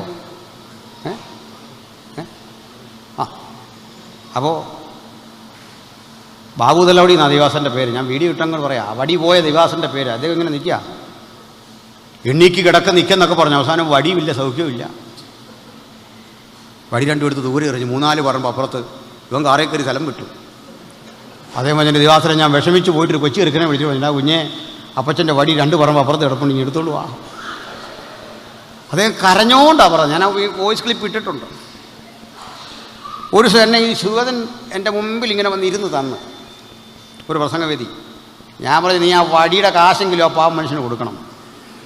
മനസ്സിലായില്ലേ?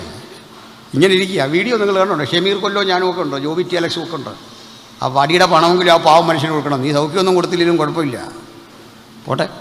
ഇതിനെ ഈ പറഞ്ഞ ഇത്തരം നമ്പറുകൾ കണ്ടാണ് ആളുകൾ ഇതിനോടൊക്കെ അതിർത്തി തുടങ്ങി. ഞങ്ങളുടെ വിലയും നിലയും പദവിയൊക്കെ കളഞ്ഞാരാ ഈ ടൈപ്പ് ചില ഇനങ്ങൾ വന്നെന്നു. മനസ്സിലായില്ലേ?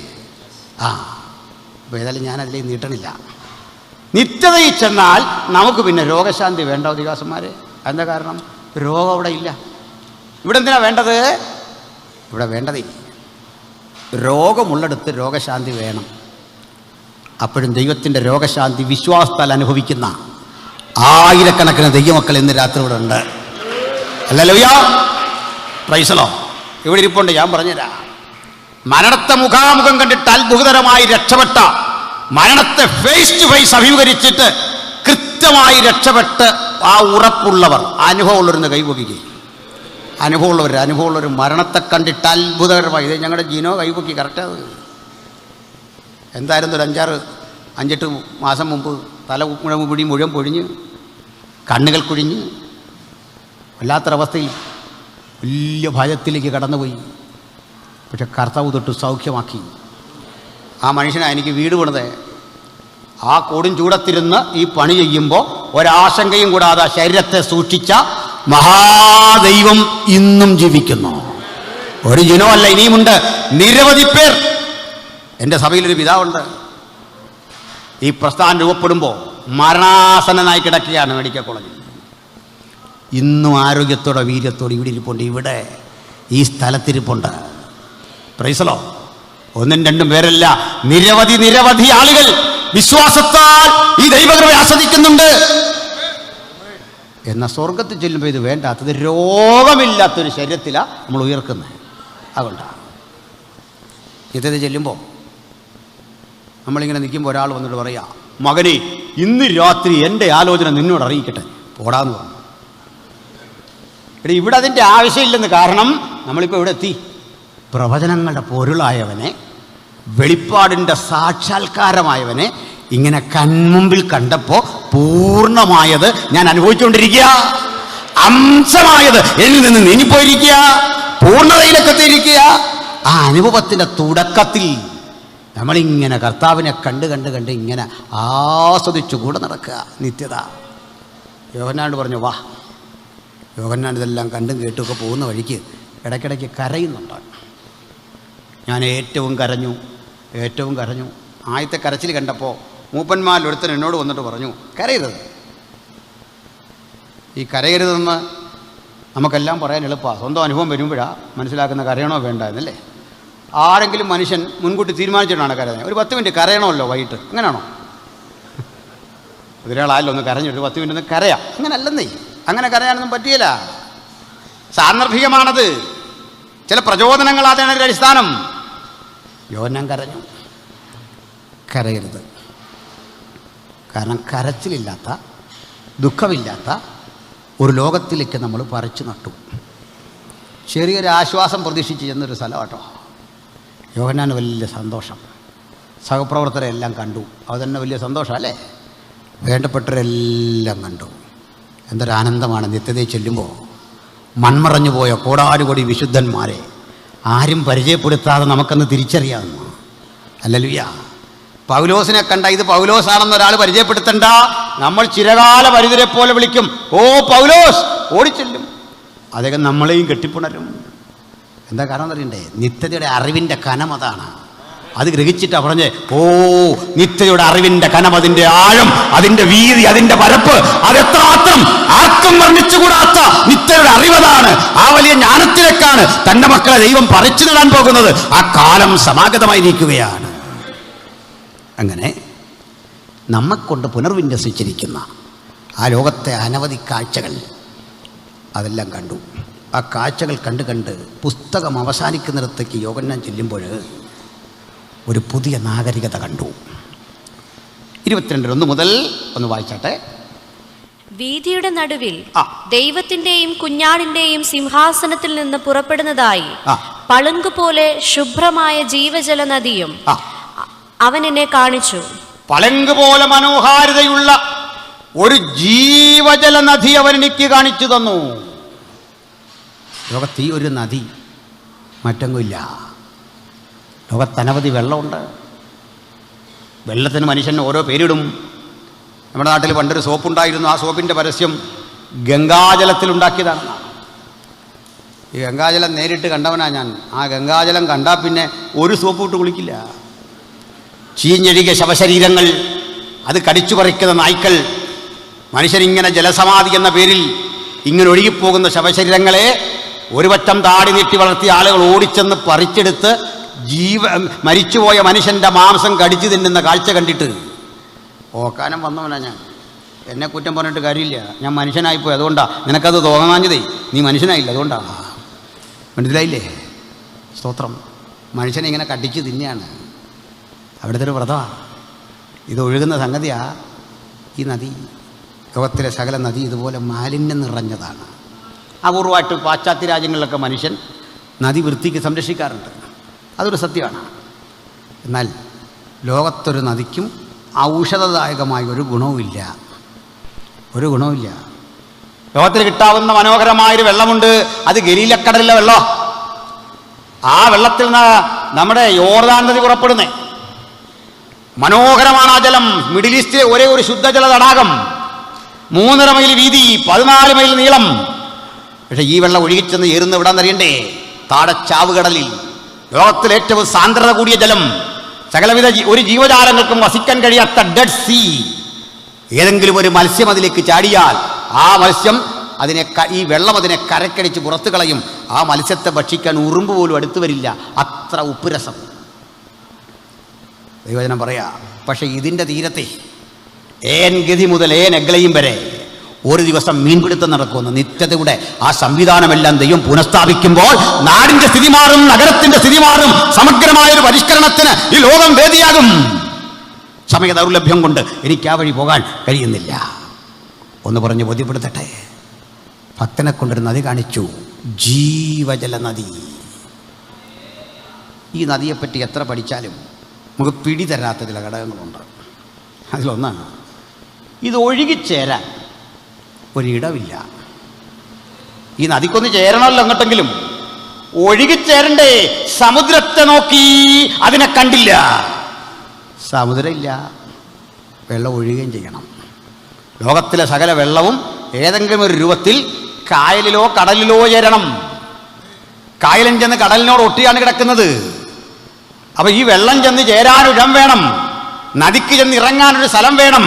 ഞാൻ സമുദ്രത്തെ നോക്കി അതിനെ കണ്ടില്ല. വെള്ളം ഒഴുകുകയും വേണം. എന്താ കാര്യം? ഈ ഭൂമിയിൽ വെള്ളം ഒഴുകുന്നതുണ്ട്, പ്രപഞ്ച നിയമമുണ്ട്. അത് താഴേക്കാണ് ഒഴുകുന്നത്. എന്നാ വെള്ളം ഒഴുകുന്നത്? അങ്ങനെയല്ലേ? എന്നാലേ ഈ പ്രപഞ്ചക്രമത്തെ നമുക്കൊന്ന് തിരിച്ചുവിടാം. മുകളിലോട്ടൊഴുകി അങ്ങനെ ഇരിക്കും, ചിന്തിക്കാൻ പറ്റണില്ല. എന്നൊരു കാര്യം മനസ്സിലാക്കിക്കോ. നിത്യതയിലേ ഈ മുകളിലേക്ക് താഴേക്ക് ഈ സങ്കല്പങ്ങളെല്ലാം മാറും. കാരണം ഈ വെള്ളത്തിൽ ഒരളവ് പോലും മിസ്യൂസ് ചെയ്യേണ്ട കാര്യമില്ല. കാരണം ഇത് ജീവജല നദിയാണ്. ജീവജല നദിയുടെ ഓരോ തന്മാത്രയും അർത്ഥവത്താണ്. അതുകൊണ്ട് ഒരു അല്പം ജലം പോലും നഷ്ടം വരേണ്ടതില്ല.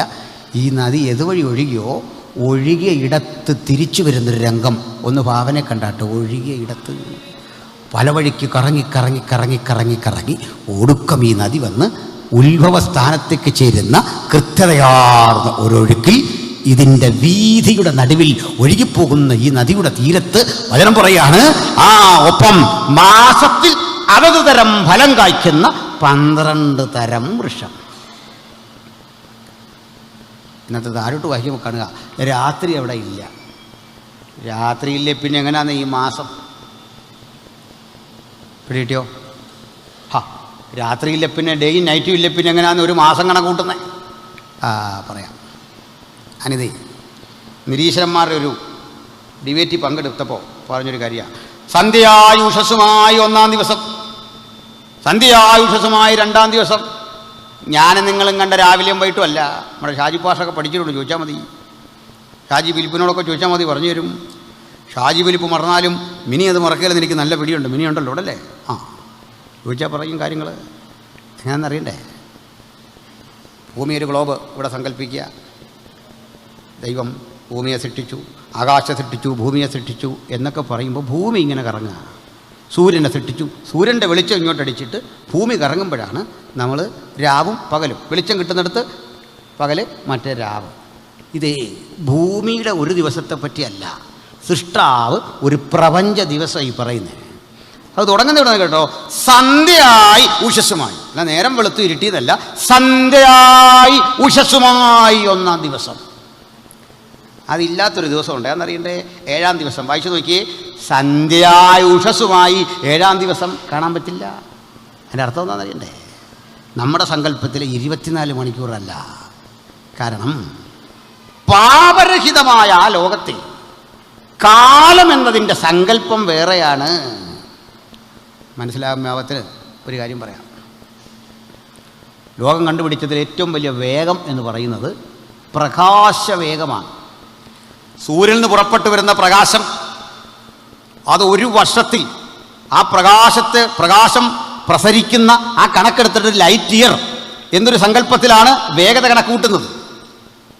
അപ്പോൾ ഈ വേഗത കുഞ്ഞുങ്ങളൊക്കെ പഠിച്ചിട്ടുണ്ട്.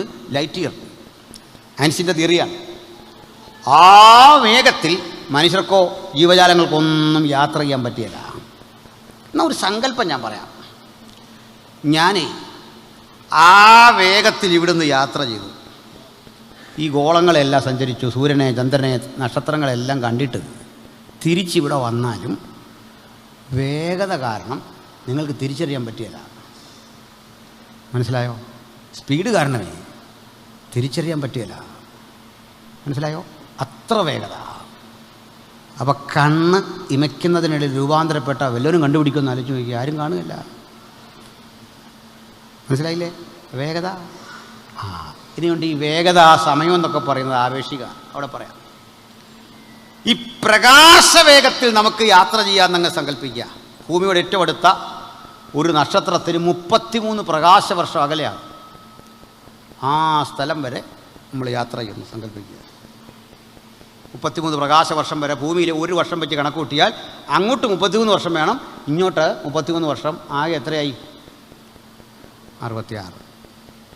നമ്മുടെ സജി പാസ്റ്റർ ഇന്ന് എന്താ പേരൊക്കെ മാറ്റിയിട്ടു, സജി മുർമു എന്നാക്കിയെന്ന്. കാരണം ആ ബീഹാറിൽ നിന്ന് വന്നവരോടുള്ള അദ്ദേഹത്തിൻ്റെ താല്പര്യം കൊണ്ട് അവരോട് ആ പക്ഷം ചേരുന്ന കണ്ട് ബീഹാറിൽ നിന്ന് വന്ന സഹോദരൻ്റെ പേര് തല്ലു മുർമു എന്നായിരുന്നു. അപ്പം ഞങ്ങളെല്ലാം കൂടെ തീരുമാനിച്ചു, ഇവർ കെട്ടിപ്പിടിച്ചൊക്കെ നിൽക്കുന്ന കണ്ടപ്പോൾ സജി മോൻ എന്നുള്ളൊരു പേര് ഞങ്ങളങ്ങ് മാറ്റി, സജി മുർമു എന്നങ്ങാക്കി. അപ്പോൾ ഈ സജി പാസ്റ്റർ ഒരു വേഗത്തിൽ ഈ നക്ഷത്രത്തിൽ പോയിട്ട് തിരിച്ചു വരാൻ 66 വർഷം. 66 വർഷം കഴിഞ്ഞ് സജി പാസ്റ്റർ ഇവിടെ വന്നു. പക്ഷേ പുള്ളിക്ക് ഈ സമയ വ്യത്യാസം തോന്നുകയില്ല. കാരണം താടി നരച്ചില്ല, ആ ക്ഷീണിച്ചില്ല. ഇതേ ഊർജ്ജസ്വലതയോടെ വീടിൻ്റെ മറ്റത്ത് വന്ന് നിൽക്കുമ്പോൾ ഒരു 66 76 വയസ്സുള്ള ഒരു സ്ത്രീ ഇറങ്ങി വരുന്നു. ആരാന്നറിയണ്ടേ? ആ ഫ്രണ്ടിരിക്കുന്ന മോള്. അവൾക്ക് എത്ര വയസ്സാകും? 76. ആ മോനെത്ര വയസ്സെന്നറിയോ? 73. ഇദ്ദേഹം വന്നിങ്ങനെ വാതുക്ക നിൽക്കുമ്പോൾ ഈ ചെറുക്കം വന്നിട്ട് ചോദിക്കുക, ആരാ? എന്താ കാര്യം തരണ്ടേ? ഇവൻ ഇത്രയും പ്രായമായി, ഇങ്ങനെക്ക് പ്രായമായില്ല, വേഗത കാരണം. മനസ്സിലാകുന്നോ? ഓരോ സ്ഥലത്ത് സങ്കല്പം വേറെയാണെന്ന് പറയാൻ ഈ പറഞ്ഞ രാത്രി അവിടെ ഇല്ലല്ലോ എന്ന് പറഞ്ഞാൽ കണക്ക് വേറെയാണെന്ന നിത്യതയിലെ കണക്ക്. അതിന് മാസത്തിൽ അതത് തരം ഫലമെന്നൊക്കെ പറയുന്നത് നിത്യതയിലെ കണക്കാ. ഒരു പുതിയ കലണ്ടർ, ഒരു പുതിയ മാസവ്യവസ്ഥ, ഒരു പുതിയ രീതി, അതാണ് നിത്യതയുടെ പുതുമ. ആ പുതുമ അങ്ങോട്ട് വിശദീകരിച്ചിട്ട് ആ മഹാനഗരത്തെക്കുറിച്ച് പറയുക. ആ മഹാനഗരത്തിൽ നിലനിൽക്കുന്ന ആ വൃക്ഷത്തിൻ്റെ ഇലകളെപ്പറ്റി പറയുക. ആ ഇല ഭക്ഷിക്കുന്നവന് അത് കഴിക്കുന്ന വേളയിൽ രോഗശാന്തി ഉണ്ടാവുന്നു. രോഗമില്ലെന്ന് പറഞ്ഞാൽ നമ്മൾ തുടങ്ങിയേ. പക്ഷെ അവിടെ ചെല്ലുമ്പോൾ രോഗശാന്തി. സുഖത്തിനോർക്കുക, അവിടെ ചെന്നാൽ സ്കോപ്പ് ഉണ്ടെന്ന്. ഒന്നുമില്ല മോനെ, മനസ്സിലായോ? അവിടെ ഈ പൊടിക്കൈ പ്രയോഗിക്കാനൊന്നും യാതൊരു വഴിയില്ല. എന്താ കാര്യം? രോഗശാന്തി എന്നത് മലയാള പരിഭാഷയാണ്. ശരിക്കും അവിടെ കാണണം, അവിടെ തെറാപ്പിയോൺ സംഭവിക്കും. ഈ ഇല കഴിച്ചാൽ തെറാപ്പി. ഞാനെൻ്റെ ഒരു കാലിന് ബലം അല്പം കുറഞ്ഞു, ഒരു സ്ട്രോക്ക് വന്ന ശേഷം. കുഴപ്പമൊന്നുമില്ല, ഒരു 2 മാസത്തേക്കൊക്കെ ഞാനത് ഉപയോഗിക്കുള്ളൂ. ഇതിവിടെ പറയാൻ കാരണം, ഇറങ്ങുമ്പോൾ നിങ്ങൾ ഓരോരുത്തരും എന്നോട് ചോദിക്കും, ഞാനൊരുത്തൻ ഇത് പറഞ്ഞ് ഇന്ന് തന്നെ മരിക്കും. അതുകൊണ്ട് ദയവായിട്ട് ഇനി അതിനെപ്പറ്റി ഒന്നും ചോദിക്കരുത്. ഇതാ സംഭവം. 2 മാസമുള്ളിൽ നമ്മൾ നിങ്ങൾ കളയും. ഇനി കളഞ്ഞില്ലേലും കുഴപ്പമില്ല, അവിടെ ഇരിക്കട്ടെ. തന്നെയല്ല, ഇത് വെച്ച് കണ്ടപ്പോൾ നമുക്കൊരു ഗ്ലാമർ കൂടിയിട്ടില്ലേ നിങ്ങളെന്ന് പറയാം. അതുകൊണ്ട് അതിരിക്കട്ടെ. മനസ്സിലായില്ലേ? ഒരു വെറൈറ്റി അതിന് വെച്ചിരിക്കുന്ന, അല്ല വേറൊരു കുഴപ്പം അതിനകത്തില്ല. അപ്പോൾ തെറാപ്പി വേറെ, മരുന്ന് വേറെ. തെറാപ്പി എന്താണെന്ന് മനസ്സിലായോ? മരുന്ന് ഉപയോഗിച്ചുള്ള ചികിത്സയല്ലെന്ന്. ഇതങ്ങോട്ട് കഴിക്കുമ്പോൾ അതിൻ്റെ എഫക്റ്റ് പറയാം. ഇത് കഴിച്ചവൻ എനർജറ്റിക് ആകും. മനസ്സിലായോ? എനർജറ്റിക് ആകുന്നത് മനസ്സിലായില്ലേ? നിത്യതയെ ഫുഡൊക്കെ ഉണ്ട്. നിത്യതയെ ഫുഡ് എന്തിനാണെന്നറിയണ്ടേ? നിത്യതയെ ഭക്ഷണം ഉണ്ടെന്ന്. ഭക്ഷണം എന്തിനാ നിത്യതയെ? ഞാൻ ഇവിടെ അല്ലേ ഇന്നലെ ഒരിടത്ത് പറഞ്ഞായിരുന്നു, നിത്യതയെ കർത്തൃമേശ ഉണ്ടറിയോ? TPN അംബാഷക്ക് വലിയ സന്തോഷം. പക്ഷേ നിത്യതയെ കർത്തൃമേശയുണ്ട്. നമ്മുടെ സ്ഥിരം കർത്തൃമേശയുടെ സ്പെഷ്യൽ ആളാണ്, അതുകൊണ്ട് പറഞ്ഞാണ്. നിത്യതയിൽ കർത്തൃമേശയുണ്ട്, സംശയമുണ്ടോ? എന്താ തെളിവ്? കർത്താവ് പറയാ, എൻ്റെ പിതാവിൻ്റെ രാജ്യത്തിൽ നിന്നല്ലാതെ ഇനി മുന്തിരിവള്ളിയുടെ അടിഭവത്തിൽ ഞാൻ കുടിക്കില്ലെന്ന് കള്ളം പറഞ്ഞാണോ? വന്ന് നോക്കണം, അറിയാം അവിടെ ഉണ്ടോ പരിപാടി ഇന്ന്. എന്തിനാ നിത്യതയെ കർത്തൃമേശ എന്ന് അറിയണോ? അറിയാം. എന്താ കർത്തൃമേശയുടെ ലക്ഷ്യം? മരണത്തെ പ്രസ്താവിക്കാൻ, അവിടെ ചെല്ലുമ്പോഴും നമുക്ക് ഓർക്കാണ്ടൊരു പ്രമേയമുണ്ട്, നീ അറുക്കപ്പെട്ടു. ഹല്ലേലൂയ! നിന്റെ രക്തം കൊണ്ട് സകല ഗോത്രത്തിലും ജാതിയിലും ഭാഷയുമുള്ള ഞങ്ങളെ ദൈവത്തിനായി വിലയ്ക്ക് വാങ്ങി. അവനെ ഓർക്കാൻ ഈ കർത്തൃമേശ അവിടെ കൊണ്ട് പോകത്തില്ല, അതാ ദൈവം സ്ഥാപിച്ചത്. ഇത് പറഞ്ഞപ്പോഴാണ് ഓർക്കുന്നേ. ഇത് പല ആവർത്തി പറയുമ്പോൾ തെറ്റിദ്ധരിക്കല്ലേ.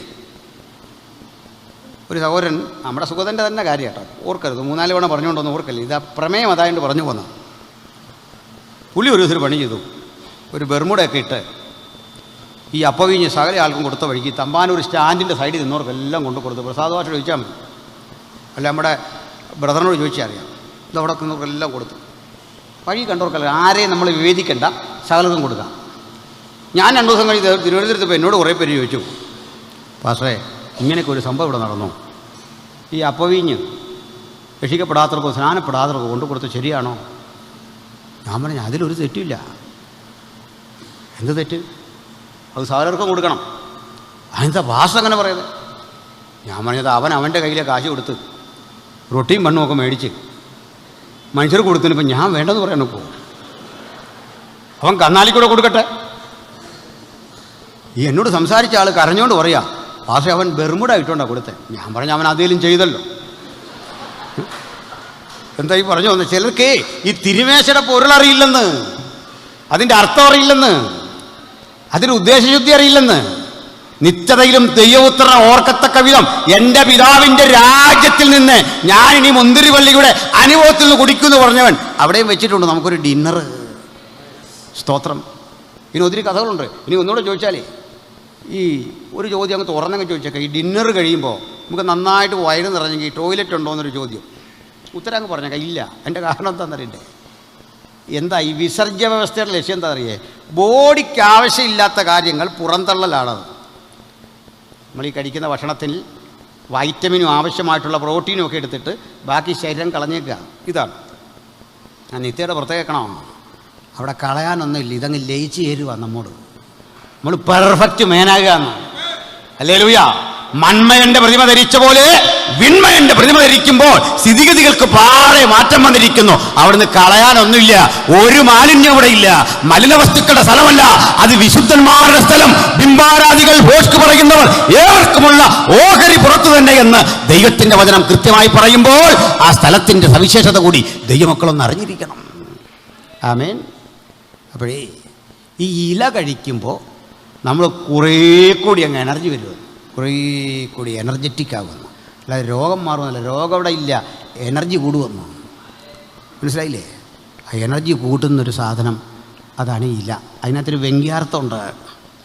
ഈ ഇല ഇത്ര പ്രയോജനപ്രദമാണെങ്കിൽ അതിൻ്റെ ഫലം എത്രയോ ശ്രേഷ്ഠമായിരിക്കുമെന്ന്. പ്രൈസലോ. അവിടെ കളയാനൊന്നുമില്ല.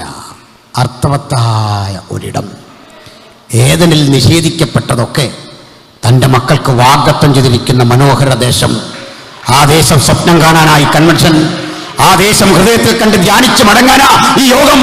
ആ ദേശം ഹൃദയത്തിൽ ഏറ്റെടുത്തുകൊണ്ട് ദൈവശില്പിയായി നിർമ്മിച്ച മഹാനഗരത്തെ ദർശനം കണ്ട് ജീവിക്കുന്ന ഇഹലോകത്തിലെ ജീവിതമാ ക്രിസ്ത്യ ജീവിതം. അതുകൊണ്ടേ അപ്പോസ്തലൻ പറഞ്ഞൊരു വചനം, നമ്മുടെ പൗരത്വം സ്വർഗത്തിൽ. നമുക്ക് 2 തരം പൗരത്വം. ഇവിടെ പൗരത്വം ഉണ്ട്,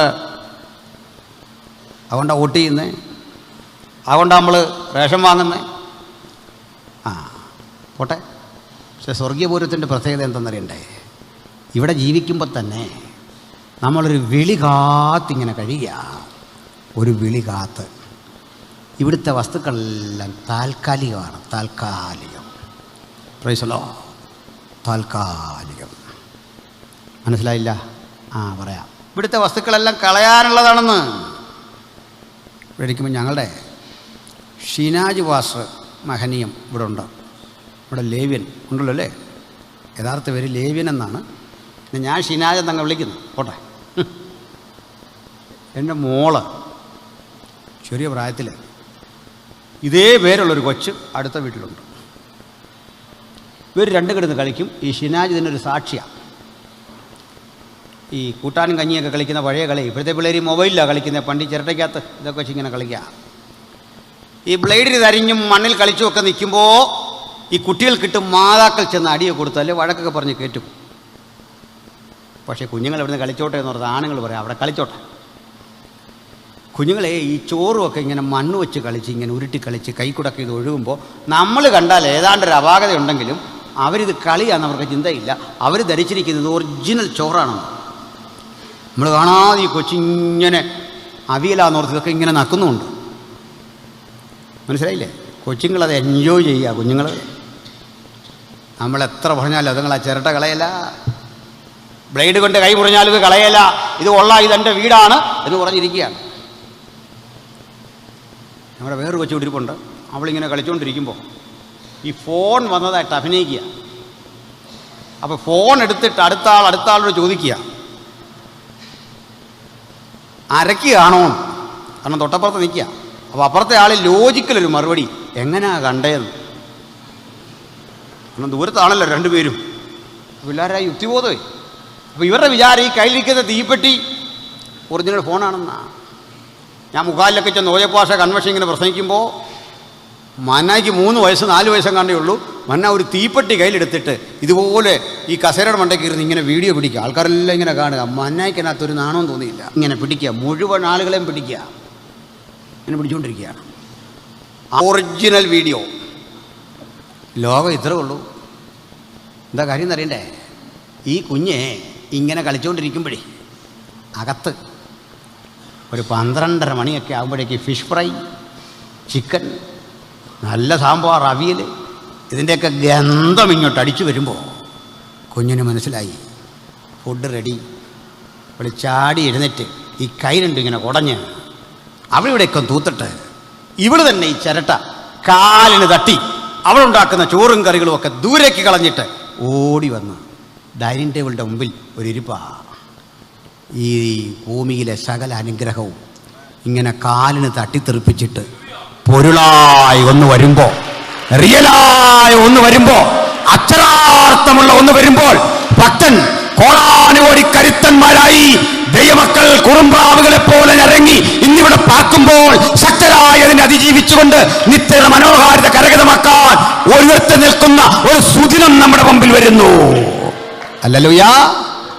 ആ നിത്യത കൂടാതെ ഒരാളെങ്കിലും ഈ രാത്രി തിരുവചന ശബ്ദം കേൾക്കുന്നെങ്കിൽ ഇപ്പോഴാകുന്ന സുപ്രസാദ കാലം, ഇപ്പോഴാകുന്ന രക്ഷാദിവസം, ഈ മഹത്തര രക്ഷ കരഗതമാക്കുന്നവർക്ക് തുറക്കപ്പെട്ട സ്വർഗം എന്ന യാഥാർത്ഥ്യം നമ്മുടെ കൺമുമ്പിൽ കിടക്കുന്നു. ആ നിത്യത കരഗതമാക്കാൻ സ്വർഗം നൽകുന്ന ആഹ്വാനത്തിൽ സുശക്തമായൊരാശയമുണ്ട്. 1 മിനിറ്റ് കൂടി അത് പറഞ്ഞ് ഞാൻ അവസാനിപ്പിക്കാം. സഹോദരേ, ഈ ഇവിടെ നമ്മുടെ അജിപുത്തൂരും പ്രസാദ് ഭാഷമൊക്കെ നല്ല ഒന്നാന്തരം പാട്ടുകളാണ് പാടി, അംശമൊന്നുമില്ല. എന്നാൽ സണ്ണി സാറേ ഒരു കാര്യം പറയാതിരിക്കാൻ തരയില്ല. നമ്മൾ ഈ ഭൂമിയിൽ പാടുന്ന ചുരുക്കം ചില പാട്ട് മാത്രമേ സ്വർഗത്തിൽ ആവശ്യമുള്ളൂ. ഇവിടെ പാടി കളഞ്ഞേച്ചു പോകേണ്ട പാട്ടുകളുണ്ട്. കർത്താവ് താൻ ഗംഭീരനാദമോടും പ്രധാന ദൈവത്തിൻ്റെ ശബ്ദത്തോടും ആ പാട്ട് നിത്യതയിൽ ചെന്നാൽ പിന്നെ പാടണം. അവിടെ കാണുന്ന പാടിയ ദൂതൻ തല്ലും. അതവിടെ പാടരുത്. ഇവിടെ വെച്ച് പാടി തീർത്തോണം. ഇത് നമ്മുടെ കോത്തല ഭാഷയിപ്പുണ്ട്, ഒത്തിരി പാട്ടൊക്കെ എഴുതുന്ന ആളാ. ഇത്തരം കുറേ പാട്ടെല്ലാം ഇവിടെ വെച്ച് തന്നെ തീരും. മനസ്സിലായില്ലേ? കാരണം ഭൂമിയിൽ വെച്ച് മാത്രം പാടേണ്ട പാട്ടുകളുണ്ട്. പാട്ട് മോശമല്ല, നമ്മൾ പാടുന്ന പാട്ടാ. കാരണം അത് വാക്യവും കൂടെ ആണല്ലോ. ഒത്തിരി പാട്ട് ഇവിടെ വെച്ച് തീരും. ഭൂമിയിലെ പോലെ പ്രമേയം വേണ്ട. ഇതിനിടയ്ക്ക് ഭൂമിയിലിരുന്നു കൊണ്ട് നിത്യതയെക്കുറിച്ച് പാടുമ്പോൾ ഒരു പരമാനന്ദ സുഖമില്ലേ? ഇല്ലേ? ഉണ്ടെന്ന്. ഭൂമിയിൽ നിന്നുകൊണ്ട് നിത്യത ഓർക്കുന്ന പാട്ട്, നമ്മളതിന് മരണപ്പാട്ടെന്നൊക്കെ പറയുന്നുള്ളൂ. അത് ഭയങ്കര സുഖമുള്ള പാട്ടാണെന്ന്. അങ്ങനെയല്ലേ? അങ്ങനെയല്ലേ നിത്യതയെക്കുറിച്ചുള്ള പാട്ട്? യെരൂശലേമിന്നധിപനീശോ തിരുമുഖം ഞാൻ കാണാൻ, യെരൂശലേമിൽ അധിപനീശോ തിരുമുഖം ഞാൻ കാണാൻ, വരും വരെയും അരികിൽ ഭവാൻ ഇരിക്കണം നാഥ. എന്നെ ഓർത്തൊന്നും ചെയ്യണ്ട. അതിനാ പുള്ളി ഉണ്ടോ അവിടെ? ആ ചെരുപ്പിൻ്റെ വാഴഴിക്കാൻ നമ്മൾ യോഗ്യരല്ല. അത് ചെയ്തോളൂ, നിങ്ങളെല്ലാം കൂടെ ചെയ്തു.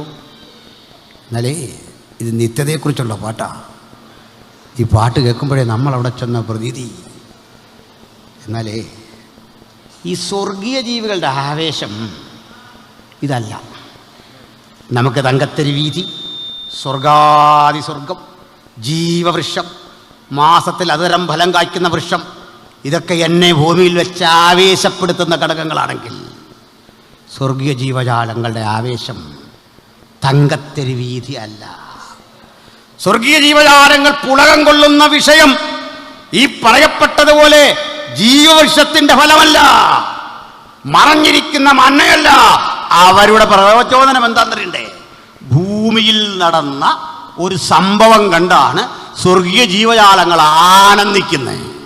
ഭൂമിയിലെ ഒരു പ്രമേയമാണ് അവരെ അത്ഭുതസക്തരാക്കുന്നത്. ആ പ്രമേയം എന്താണെന്നറിയണ്ടേ? കാൽവറി അഥവാ ഗോൽഗോഥ. സ്വർഗത്തിലും ഉയർന്നു കേൾക്കുന്ന പാട്ടിൽ ഭൂമിയിൽ ഗോൽഗോഥ എന്ന യെരുശലേമിന്റെ ഒരു ഭാഗം കേന്ദ്രീകരിച്ച് ഇന്നേക്ക് 2000 ആണ്ടുകൾക്കപ്പുറത്ത് നടന്ന ഒരു സംഭവം ദൂതഗണങ്ങൾ ദീർഘദൃഷ്ടിയോടെ നോക്കിക്കണ്ടിട്ട് ഭൂമിയിൽ നടന്ന സംഭവത്തെക്കുറിച്ച് സ്വർഗത്തിലിരുന്ന് പാടുക. അറുക്കപ്പെട്ട കുഞ്ഞാടേ നിനക്ക് മഹത്വം, നീ അറുക്കപ്പെട്ടു, നിന്റെ രക്തം കൊണ്ട് സകല ഗോത്രത്തിലും ജാതിയിലും ഭാഷയിലുമുള്ള ഞങ്ങളെ ദൈവത്തിനായി വിലക്കി വാങ്ങി. എന്താ ഈ ആവേശം എന്നറിയണ്ടേ? അതിന് കാരണമുണ്ട്. ഞാനേ വയനാട്ടിലൊരു പരസ്യത്തിന് പോയി. അവിടെ ഈ നക്സൽ വർഗീസിൻ്റെ ശവകുടീരമുണ്ട്. അതിൻ്റെ അടുത്തൊരു പരസ്യത്തിന് മുമ്പ് ഇവരുടെ എന്തൊരു പ്രോഗ്രാം നടക്കുക. അപ്പോൾ ഞാൻ പറഞ്ഞു അതങ്ങ് കഴിയട്ടെ, നമുക്കത് കഴിഞ്ഞ് തുടങ്ങാം.